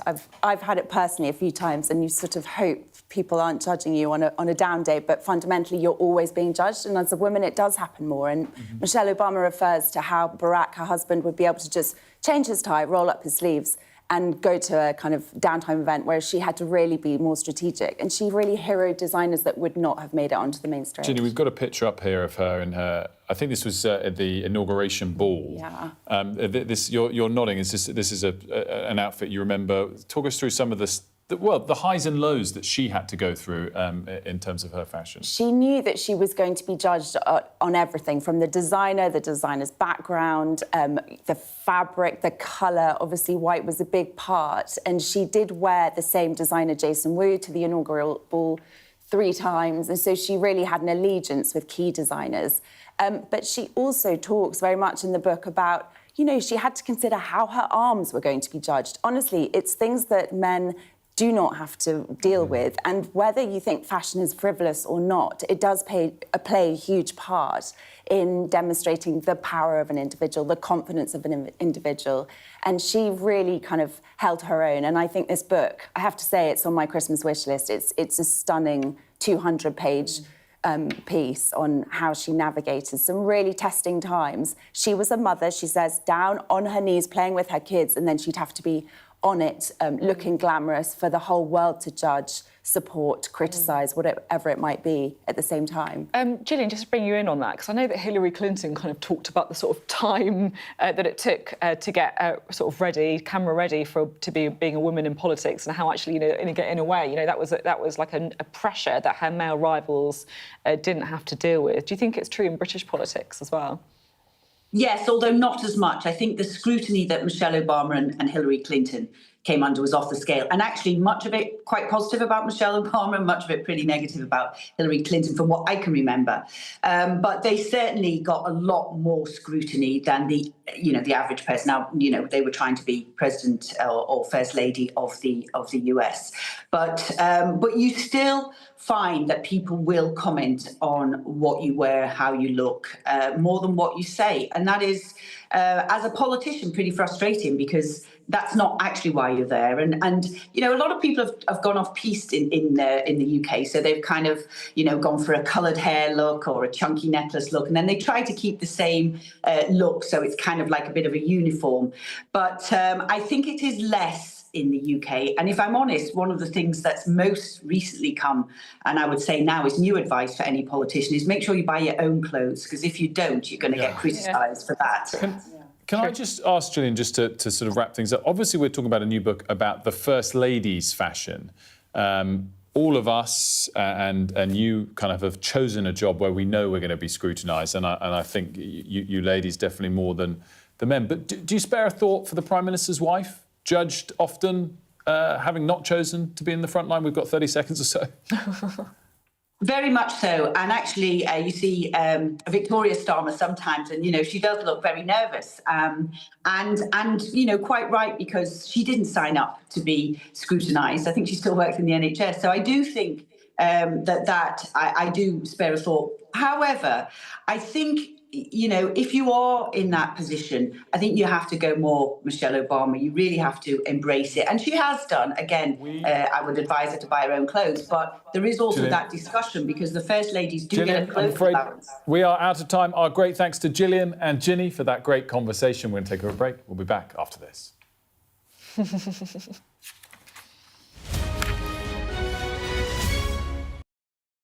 What might happen if Russia attacked the UK?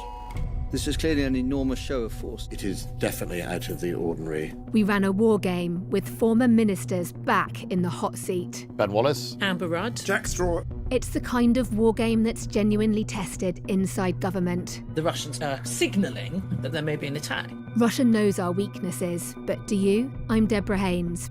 From Sky News and Tortoise, this is The War Game. Listen wherever you get your podcasts.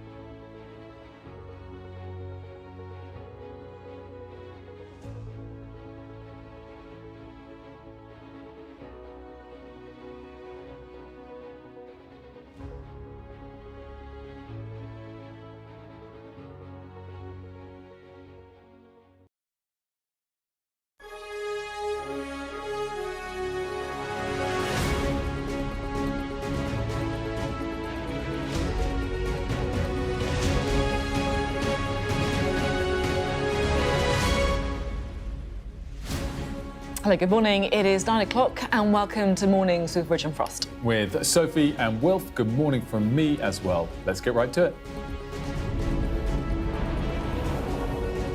A crisis in care. Sky News investigates the case of a teenager who took her own life in the care system after obvious warning signs were ignored, and what we should learn from it. We had somebody who was literally just a name to us and who seemed to be quite invisible in a way that is really very unusual. The outgoing BBC Director General, Tim Davie, will address all staff at a meeting this morning as Donald Trump threatens to sue for $1 billion.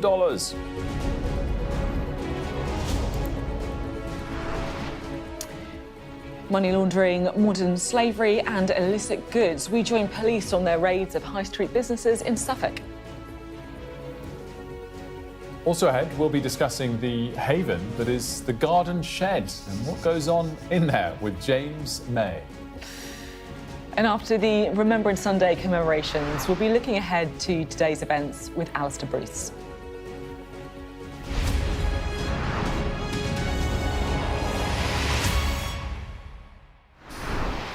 A very good morning to you. We start today with a difficult story, but one which tells us something about the state of Britain more widely. It's the story of a girl called Nonita, a young woman who'd been in care through her teenage years, and then, when she was just 18, took her own life. Now, Nonita's become known as the unseen girl because obvious warning signs were ignored. But the thing is, she's not alone, because the Sky News investigation can reveal a sharp rise in deaths among care leavers since 2020. So between the spring of 2024 and spring 2025, a total of 91 care leavers died. That's nearly 2 every week. And they're figures that the Education Secretary, Bridget Phillipson, admits shame us all. Our People and Politics correspondent, Nick Martin, is here with us. And Nick, set it up for us. Nonita was 18 years old. She was in the care of the state. She was in the care of the London Borough of Barnet, which had a legal duty to look after her well-being and safety. But she was also very unwell. Like a lot of children in care, she struggled with her mental health. She'd had serious bouts of mental health admissions to hospitals. And over the course of the last few months, we have pieced together her final months. And it's upsetting, and it's a shocking story, and it's one that we wanted to tell because it is a symptom of the system, the social care system in Britain today. And I think one of the most shocking aspects for me when I was researching this story is Nonita cried out for help time and time again. She was begging for more mental health support. She wanted to go to college. She wanted a pet. But all of that was not available to her. And she foretold her death. She told doctors, psychiatrists, social workers how, where, and when she was going to take her life. She said it would be after her 18th birthday, and in the week between Christmas and New Year, she took her own life. Now, piecing together her story has been quite an ordeal and an exercise, and builds off the back of some great work that campaigners and lawyers have done to try and bring her story to light. But there are serious questions to ask about what happened to Nonita, and primarily the idea that she is no way alone. Let's take a listen, shall we? She was beautiful, she was bright, she had so much potential. This wasn't an accident. Those individuals that didn't do their job properly, as far as I'm concerned, Nick, they need to be in a dock. I don't know why a local authority would be trying so hard to avoid scrutiny. Is cover-up too strong? I don't think it is. The evidence is there. Nonita should never have died. Just got so many questions, and I'm not the only one. That's the full documentary, which I really do urge people to watch. She's called unseen for a reason, and Nick, I have to say, you've helped her be seen a little bit. But I think, as you say, the thing is, it's not just one story. This is a story that is happening time and time again to some of the most vulnerable people, children, in the country. And as you said at the start, nearly 2 care leavers a week are dying. Care leavers, they amount to about 1% of the population in terms of numbers, but their statistics are shocking when it comes to the propensity for homelessness, drug abuse, entering into the prison system. Now, we've had a lot of help making this film. The actor Samantha Morton has played a huge part in giving us her own experiences, but we also heard from the poet Lem Sissy this morning. This is what he had to say to us. Without my mum, dad, without brothers, sisters, aunts, uncles, cousins, grandparents, granddads, without Christmases, without holidays with parents, without being held in the mind of a group of people as a memory, without having a group of people to be angry towards who would... because you can be angry towards your family. Yeah, I didn't have that. Yeah. I was not held in mind by anybody. And at 18 years of age, when I left care, I, like Nonita, was afraid of the nothingness that was ahead of me, and of the fact that anybody who knew me before had no relationship with me. I was on my own, and for the rest of my life, that was scary. Now, it was important that in telling this story, we took this story to government, because there are lots of issues for government to look at, not least there's a bill going through Parliament, the Children's Wellbeing in School Bill. Within that could be a solution to all of these problems, not all of them, but a significant amount of them. So we took this story, Nonita's story, to the Education Secretary, Bridget Phillipson, and this is what she told Sky News in an interview. Nonita's case is a heartbreaking one. Everything she experienced during her life, the systemic failures that meant that she was badly let down by so many of the people in her life who should have been there to support her, and the circumstances in which her life ended, which are sadly all too common for children going through the care system. Does the law need to change that when a child dies in the care of the state, the corporate parent can't just keep quiet about it? They have to be part of the inquest process and the accountability process from the get-go. I wonder what you feel about that. Certainly that is something I'd be willing to consider in light of the case and the work that you've been doing. I will look at any steps we can take to support children. And I guess that's what you're hoping for, isn't it? You're hoping for some kind of action off the back of it.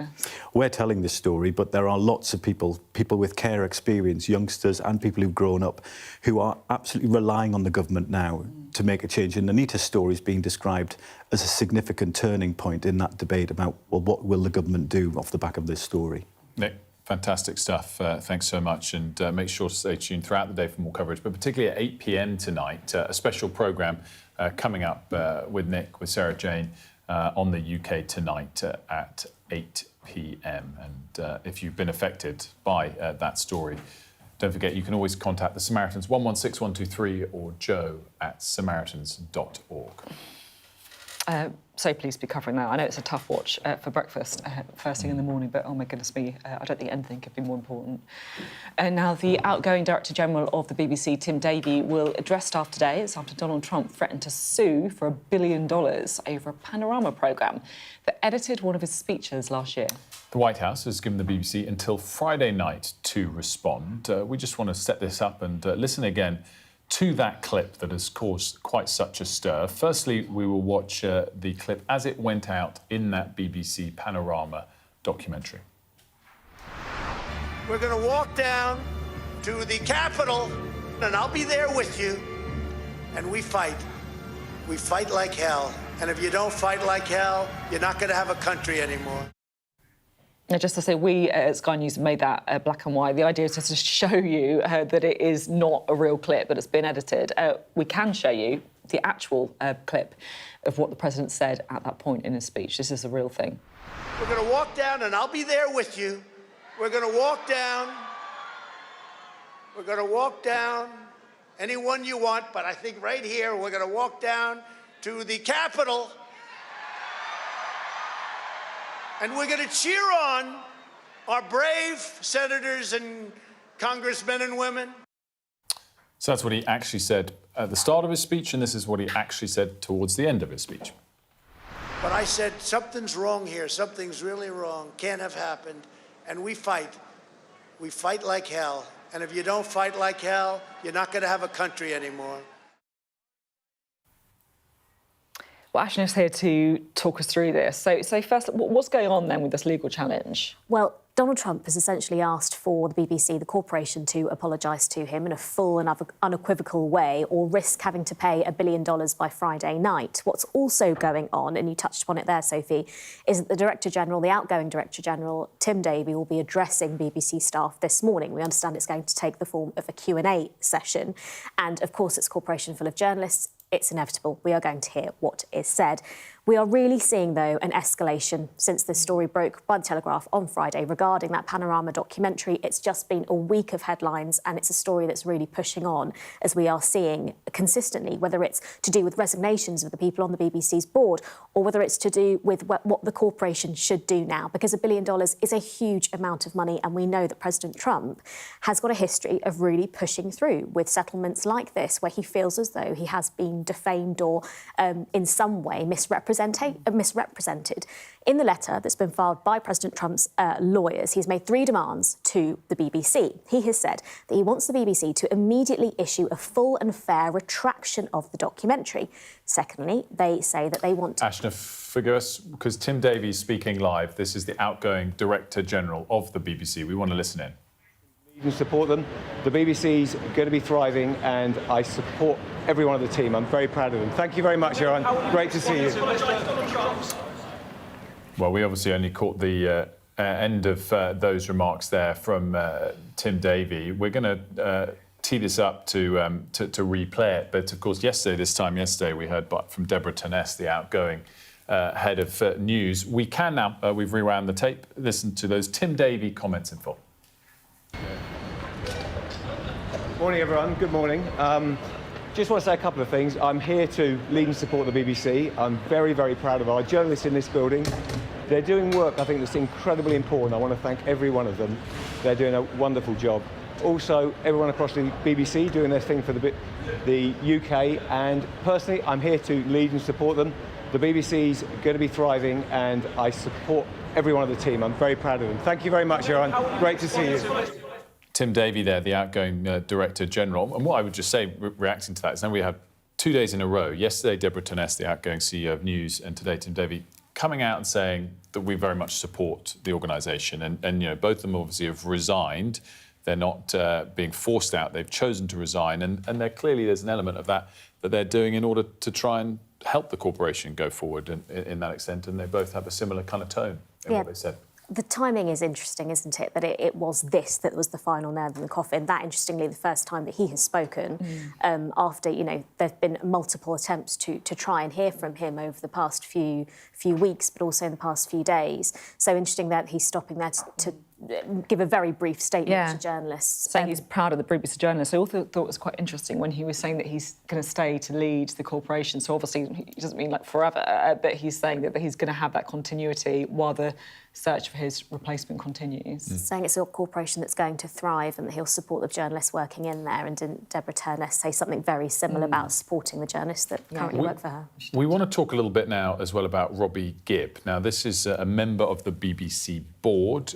He's come in for some criticism from a number of different senior BBC journalists. And we do have, I think, some comments here to come from Pat McFadden. No, we don't. I thought we had some comments here from Pat McFadden about Robbie Gibb, but we don't.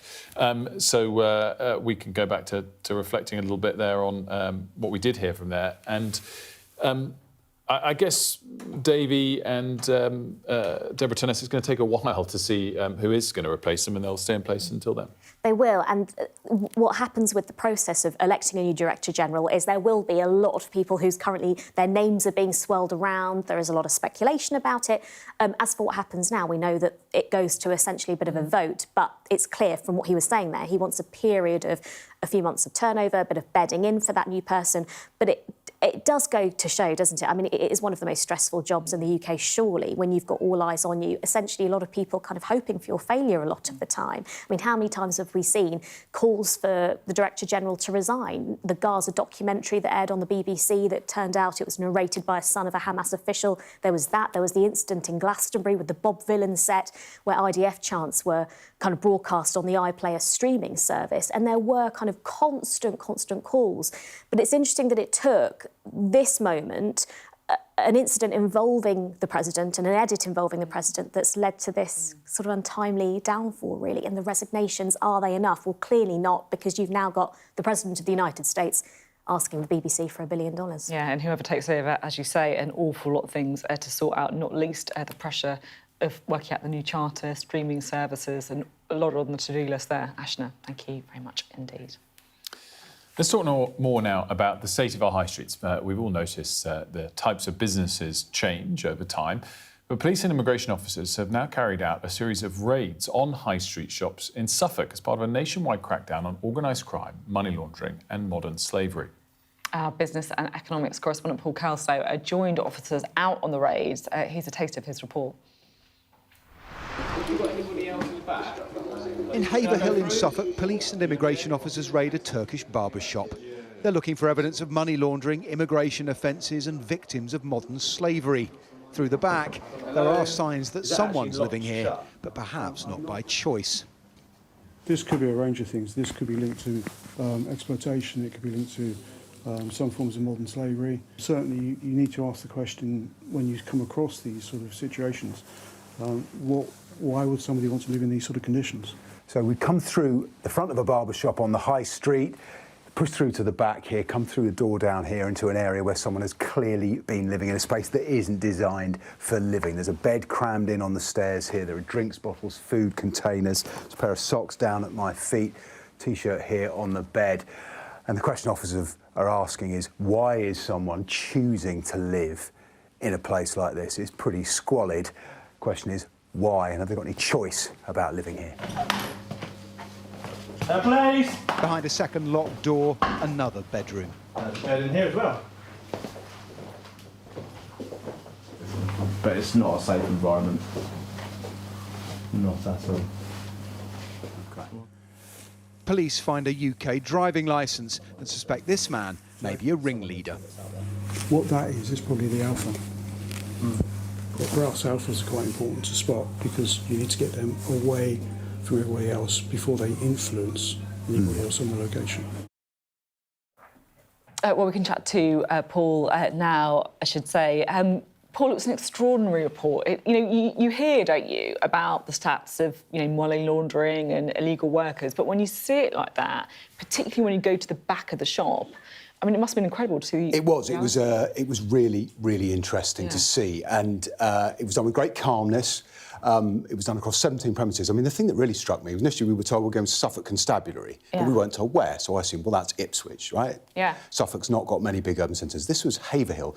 It's 25,000 people. It's a tiny town, but even there are 17 premises on a high street that had all the signs, sort of now familiar signs that we think of as markers of decline.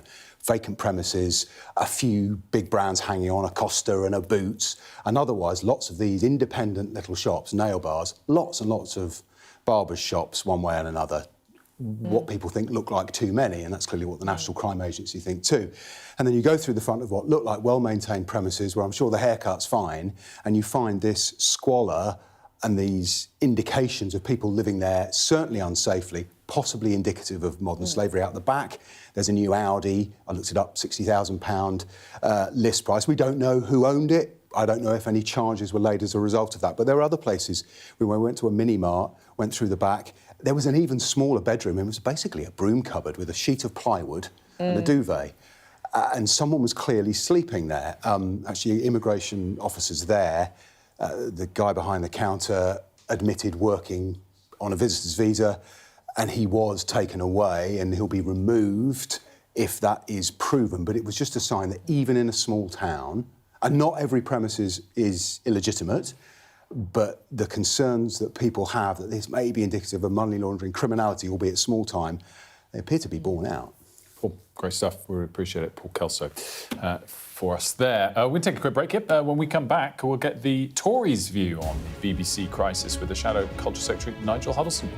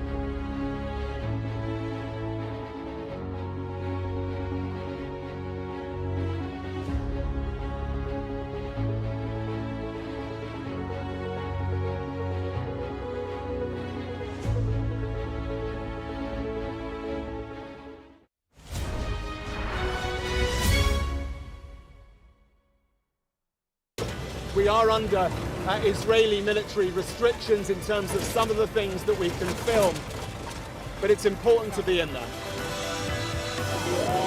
What a slow drive for the president as he approaches his golf club. 4 more years! Free wherever you get your news. I'm Mark Stone and I'm Sky's correspondent based here in Washington, D.C.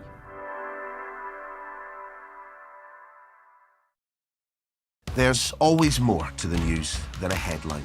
We want to discover, to delve a little deeper, to find out what's really going on. Explanation, analysis, the people at the heart of every story. I'm Neil Patterson, and this is the Sky News Daily Podcast. So, by the end, we'll hopefully all understand what's going on in the world just that little better. Available wherever you get your podcasts. Hello, welcome back. We're talking about the BBC, of course. They've lost their Director General, they lost their Head of News, and now Donald Trump is threatening to sue them for $1 billion. What is going on? Well, we can try and find out. We're talking now to Nigel Huddleston, who is the Shadow Culture Secretary, joins us now. Well, it's where to start, really. Let's start, shall we, with President Trump. He's threatening to sue the BBC for £1 billion. What do you make of that? Well, I think the BBC needs to apologise profusely because the chairman has admitted that they got that programme wrong. I mean, a bit late, it was aired quite a while ago, and people did raise concerns at the time. And I think on a human level, the president has legitimate concerns there. A programme was aired, it edited his speech to give the impression he said something he didn't say. But more than that, if you look at the full programme, and I did watch it, it was full of people who were anti-Trump. You know, I think it was 10 to 1. Plus, then, there was no other programme doing a hatchet job on Kamala Harris. So it breached the impartiality rules of the BBC. And therefore, I think we've got concerns on impartiality as BBC licence fee payers.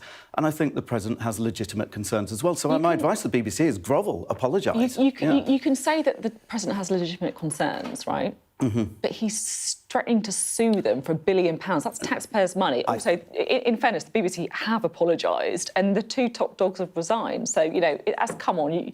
Is that not going a bit far, threatening to sue for $1 billion? I think there's a couple of things here. Look, I would definitely appeal. I'd be happy to personally appeal to the president. Please do not make the British licence fee payers pay the penalty for errors made by BBC News and Current Affairs people who we know are biased. And I think as well, I'm sure the president would like confidence that this kind of stuff won't happen again, that the BBC will abide by its impartiality rules, will abide by its own guidelines, editorial guidelines, because there's just too many examples now of that not happening. So the president will probably bring this to the fore, but the BBC should apologise and make sure as well, and maybe the government's got a role here, maybe Keir Starmer can use his apparent charm with Donald Trump to appeal to him and say, look, we recognise that this is wrong, but please don't make the British licence fee payer, the British public, the British taxpayer, pay for the costs of an error with the BBC. We recognise the BBC's got things wrong. Just to be clear, then, do you think that the president's wrong to threaten legal action? I think he's got a legitimate concern there. If I was in his shoes, I think I'd probably have the same attitude. I mean, wouldn't you? You know, you look at that programme. To sue $1 billion for $1 billion. Donald Trump is always... Which would be, you know, that's kind of your nan and, you know... there's a lot of bluster. The family down the road. There's a lot of bluster with the president, and we get that. But do not underestimate his anger. And do not underestimate the legitimacy of the concerns that he's raising as well, I would say. But I would say we need to appeal to Donald Trump, who loves the UK, who loves Britain, and I think respects the British people, that recognise that the error here was at the BBC News and Current Affairs team, and don't damage the rest of the BBC or indeed the British taxpayer. Some people looking at this will think that this is effectively, you know, kind of foreign interference as well, right? You know, Donald Trump is threatening to sue the BBC. We've had his head of communications basically telling people not to watch the BBC, saying that they're, you know, that they're dishonest, saying people should watch GB News instead. I mean, you know, it's up to people what they watch, isn't it? Right? Are they going a bit far? It is, but actually, you said there was foreign interference. What on earth was that programme? That programme was commenting on the validity of the US president. We spoke about the programme already. Yeah. You've made your point about that. I'm just talking about the fact that the US are trying to get involved in the national broadcaster. I think he's specifically asking for an apology on this programme, and I think that's legitimate. Look, there's potentially legal dispute here, so I've probably got to be careful what I say. We've probably all got to be careful what we say here, though I don't think the claim has been made. I would just strongly advise the BBC to eat humble pie, recognise they got it wrong and apologise to the president. We all know the president likes to hear people recognise they've got things wrong. He likes to have people, come to him and say, look, you were right, I was wrong. The BBC need to do that, and hopefully then the legal dispute will go away. If it doesn't, then appeals need to be made to his goodwill. You clearly have concerns about the BBC, and the person who they appoint to succeed Tim David is going to be a very important appointment, indeed. Any names that you'd like to see considered? I think it needs to be a really fair, open process, and maybe consider external people in a way that they probably haven't considered thoroughly in the past. So you'd quite like it to be someone with external experience? I think I need it somebody who genuinely can ensure that the BBC sticks to its charter responsibilities. I think the concern I have is that if we think just changing the DG is going to fundamentally alter the BBC's quite systematic problems, we've got another thing coming. It goes way beyond just the Director General. I say that programme, but there's so many other examples in the Prescott letter, the Prescott report, showing example after example after example of bias in the BBC, whether it's Gaza coverage, whether it's coverage of trans rights issues, and of course general political bias. That there's something systematic that needs changing here. We need a deep-rooted review of the processes, of who assesses whether the BBC is truly being impartial. So we need process changes. And I say it's particularly around news and current affairs. The BBC does a lot of other things superbly well, but news and current affairs needs to be impartial, and it isn't at the moment, and we've lost faith in it. OK, thank you very much indeed, Nigel Huddleston. When we come back, we're going to hear from the England's Children's Commissioner, Dame Rachel de Souza.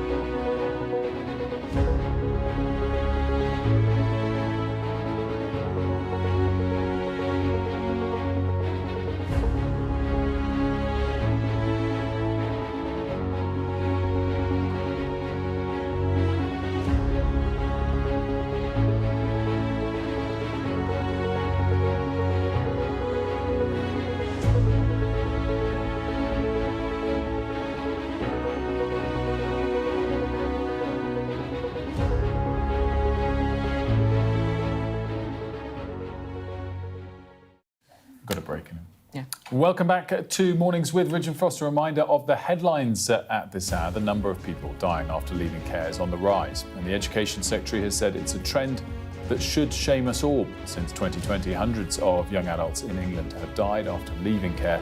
We've been investigating the case of Nonita, an 18-year-old who took her own life after obvious warning signs were ignored. The BBC has until 10 p.m. on Friday to respond to lawyers representing US President Donald Trump or face being sued for $1 billion. They've been told they must issue a full and fair retraction of the Panorama documentary and appropriately compensate Mr. Trump too. Morning, everyone. Good morning. Just want to say a couple of things. I'm here to lead and support the BBC. I'm very, very proud of our journalists in this building. They're doing work I think that's incredibly important. I want to thank every one of them. They're doing a wonderful job.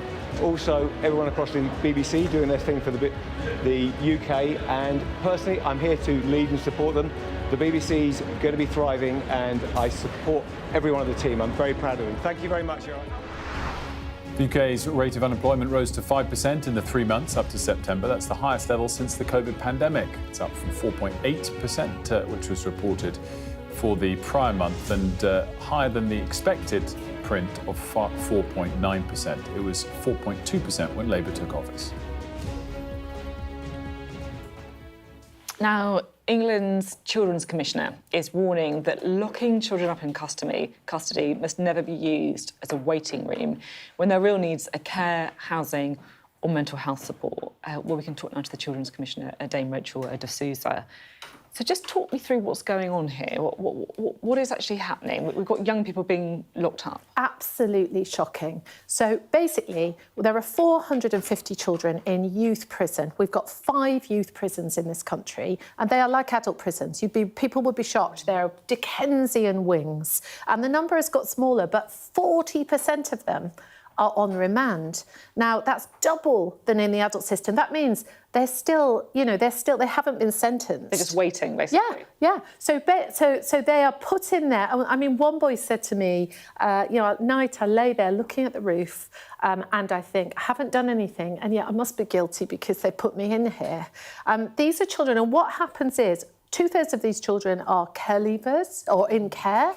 And they've got no, they might have unstable homes. So the local authority will do the pre-sentence report, will be talking to the judge and say to the judge, well, we'll put them in a tent while they're waiting for sentencing, or we'll put them in some completely unsuitable situation. So they get remanded into custody. And they are put in there with the worst killers. You only get sentenced to a custodial sentence if you've killed, if you've done real criminal damage. So imagine, you're quite vulnerable, you're put in there, and what the kids say is, we learnt to be criminals in there. It's what do you expect? We're bored, we're bitter. I've got kids who've been taken away from their plumbing course or their electrician course. Now, the awful thing is, 20% of those children, the case is dropped and they've served 9 months of a sentence. Now, our democratic foundations are built on innocent until proven guilty, and we're not doing it for the most vulnerable children in the system. It really, I'll be honest, it all really strikes a chord with me. I spent quite a lot of time earlier this year filming at a prison in Preston and speaking to the officers there, and they were speaking so much about young people coming into the prison system when they're 17, 18, I'm sure the children you're talking about are younger. 14 up. Normally. This is it. But then effectively just being ingrained into a system then, and then they come back every couple of years. And officers were saying to me they should not be in prison.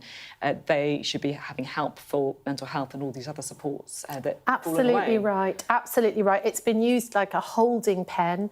And of course, when you're in a massive adult-style prison, I mean, Feltham, the Chief Inspector of Prisons, said is the most violent prison. That's a child prison, more violent than the adult prisons. One prison has just been closed and 120 of the staff have been investigated for sexually abusing these most vulnerable children. And because of the world news, this gets missed. Yeah. These are our most vulnerable children. And there are real solutions that are affordable, that are evidence-based. Can I talk to you about care? Because you mentioned care there. You talked about how a lot of these kids have been through the care system. We're doing a lot on care on the programme today. Yeah, well done. It's good work. Our correspondent Nick Martin really doing some important journalism.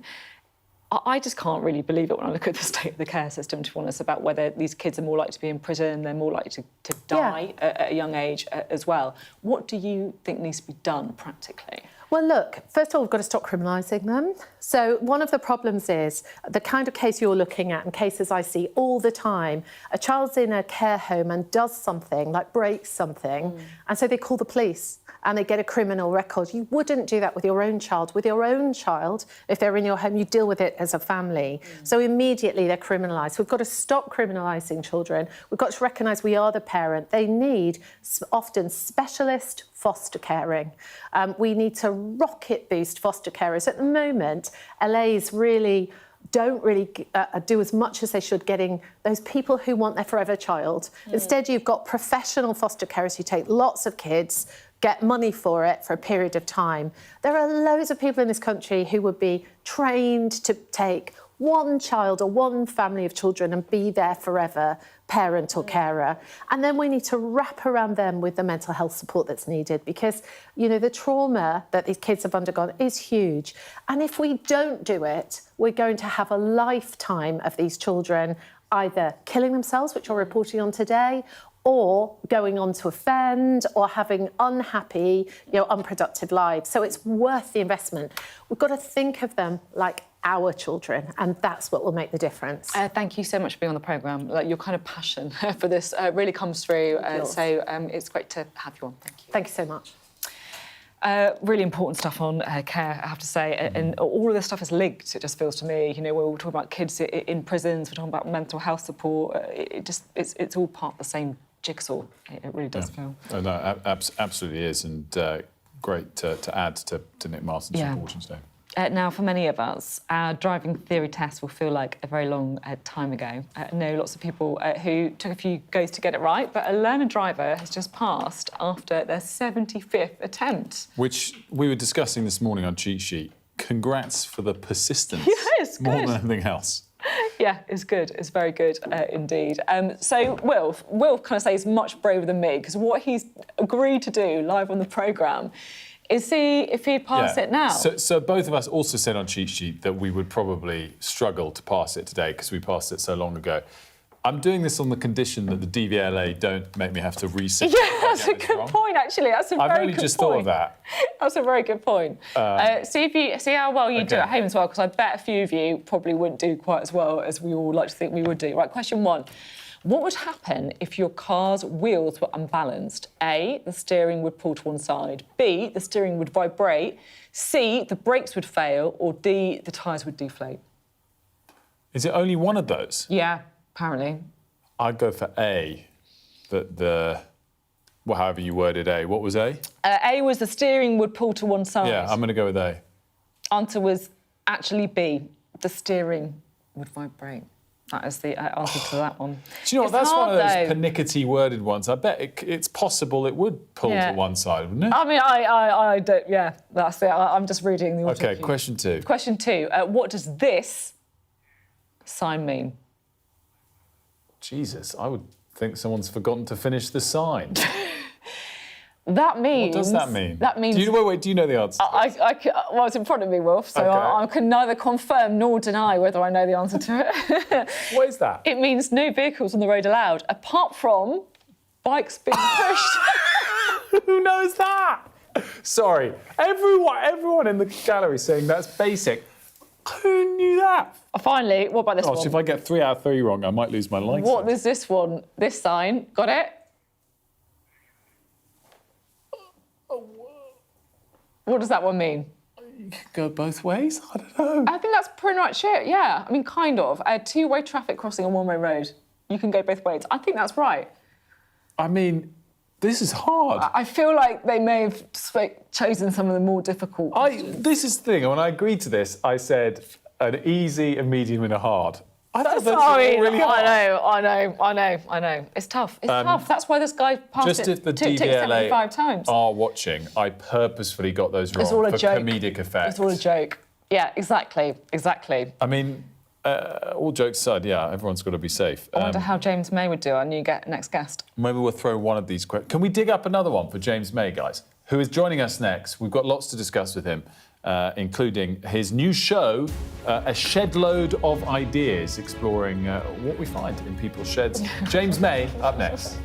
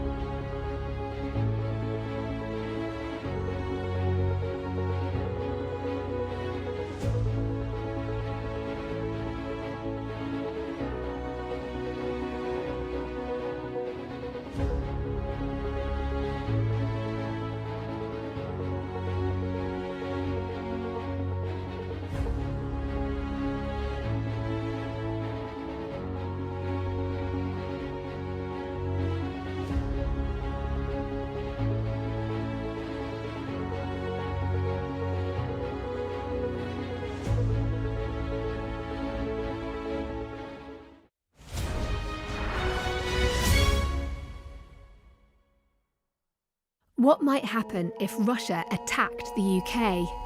This is clearly an enormous show of force. It is definitely out of the ordinary. We ran a war game with former ministers back in the hot seat. Ben Wallace. Amber Rudd. Jack Straw. It's the kind of war game that's genuinely tested inside government. The Russians are signalling that there may be an attack. Russia knows our weaknesses, but do you? I'm Deborah Haynes. From Sky News and Tortoise, this is The War Game. Listen wherever you get your podcasts. You want to talk business? Meet me in the On-Board Lounge.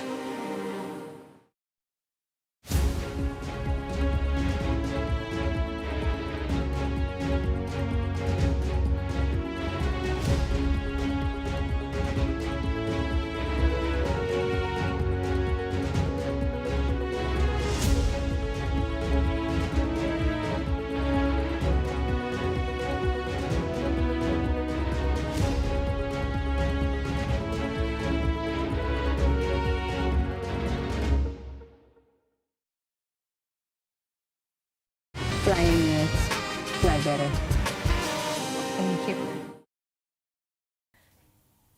Hello again. Now, the former Top Gear presenter James May is putting his mechanically geared mind to the test by creating new contraptions to solve everyday problems. His new series, James May's Shed Load of Ideas, will see him use a mix of engineering and creativity to land lightning bulb moments. Wow, it's a great sell. James joins us now. Very good morning to you, James. Thanks so much for joining us.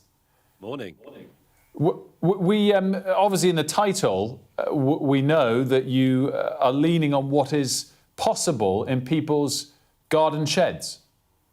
Yeah, well, to be honest, it's not so much garden sheds, although they are sort of in the garden. They are more workshops with quite serious tools and equipment in them. But nevertheless, yes, it's the sort of thing you can do if you apply your mind to problem solving. To be honest, it's an elaborate excuse for three middle-aged blokes to muck about in a workshop with some tools. Well, we're all. That all sounds good to me. But give us an example of something that you think is really genuinely achievable in a sort of slightly more everyday way that will really help people's lives. Well, in an everyday way, if you have workshop space and, you know, a bit of basic tools and equipment, you can do everything up to making simple bits of your own furniture. It requires a bit of skill, but you will acquire it quite quickly. We tend to concentrate more on sort of prototyping inventions. So we've got a method for deterring traffic wardens who are about to give you a parking ticket within the allocated 10-minute grace period that exists in law, but not many people know it. We have a device for picking up... Yeah, no, nobody knows that. Most traffic wardens don't know that, as it turns out. We've got a device for collecting dog poo. We've got a method for improving the efficiency of supermarket shopping. We repair various things, just anything that comes to mind, really. We even make a new sign for a church. So I love all the sounds of that. And I don't know if you saw yesterday, we tweeted out, we asked our viewers to share pictures of their sheds. And we do have one of them. Samantha Howe shared this picture of her husband in the shed that they converted into his office. Is this a use of a shed that you don't embrace? It's a bit more indoor use, not using your tools to fix things? Well, funnily enough, I was looking at your feed on this yesterday. It was on Twitter, wasn't it? And I saw that picture and I thought, well, you know, my brother's done something similar. And it's a great way to effectively expand your house. But a part of it does worry me because I see a building like that at the end of the garden and I think you should be making stuff in there, not working. Well, still, making stuff is working. It's working of a different ilk, isn't it? Yes, but Jane... a lot of... Sorry, go on. No, go for it, sorry. Well, I was going to say that there aren't so many people in Britain now who make things as a living, but I think making things as a form of therapy and as a hobby is actually extremely good for us. I don't want to sound like one of those old farts who goes on about young people not having any attention span and so on. It's actually us oldies who need to do this stuff because it's good for our hands and eyes and it rests our brains, I think. It's great advice, I have to say. It really is for a lot of us too. I've got to ask, it's a long way away from your kind of Top Gear days. Do you miss it at all? Well, I still do the odd car bit online, and I still love the subject. But to be honest, no, I don't. I mean, I miss the fun we had, and the rather brittle camaraderie that we enjoyed, the three of us. And it was, you know, we had some properly magnificent laughs doing that show. But I think we'd done it enough. There's a dignity in knowing when to quit, and I think we did it at the right time. To be honest, we've left it open for a new generation to embrace, as we should. One thing we just wanted to come to, because I don't know if you saw the moment before the break, but we were reporting on how someone amazingly, relentlessly kept trying to pass their theory test, and they did so after 70 or so attempts. And then Sophy quizzed me on the rules, which I failed miserably at. We have one ready for you. We're throwing this on you a little bit. What does that sign mean? Pass either side of the bollard or obstruction. Pass either side to get to the same destination. Guys, scroll up for me. Yes. It's got the answer. I need the answer. It is pass either side to get to the same destination. There you go. Right. Gosh, how annoying. That's right. That's why you're the car expert, James. That's amazing. No, well, can I be really honest? I mean, a few years ago, I helped with the development of a driving theory app. No way. To help people pass the test. So yes, so I did. I think I need to download that app. Yes, you please do. I mean, it doesn't. We actually sold it to Red Driving School because it became a bit too big for us to manage. But I didn't do the driving theory test. I'm too old. When I did my driving test, a bloke held up a few signs on pieces of cardboard and said, "What does that mean? And can you read that number plate over there?" And that was pretty much it. So amazing. Things were much easier back in the olden days. Can I just ask a very quick final question, James, that we were discussing about graduated driver's licence? There's been a bit of a movement of late because there's such a disproportionate amount of accidents that involve drivers, young drivers who just passed their tests. Do you think that's a good idea, or do you think it sort of infringes on the whole idea of if you pass the test, you get your licence? I'm inclined to the latter view. I think if you can pass the test and you've got the licence, then you can drive a car. You can either do it or you can't. I think there was talk at one point, this was a few years ago, about a graduated licence that only allowed young people to drive during the daylight or something like that. But it sort of smacks a little bit of central planning to me, and I don't like that sort of thing. I don't like governments interfering in our lives. And not in your sheds either. And James, definitely not. No. We really appreciate you joining us today. It's a really fun conversation. And your new show, James May's A Shed Load of Ideas, is out when? We haven't got the date here. You must know it. Tonight. It's tonight at 9 p.m. Yes. There we go. James, thanks so much for joining us. Thank you. Pleasure. Now, today, of course, is Armistice Day, a day of remembrance and reflection. And at 11 o'clock, the nation will pause for 2 minutes of silence, which marks the moment the guns fell silent across Europe in 1918 and the First World War came to an end. More than a century on, the sacrifice of millions continues to be honoured across the world. Let's cross over to our events commentator, Alistair Bruce, who's at the Cenotaph in Whitehall.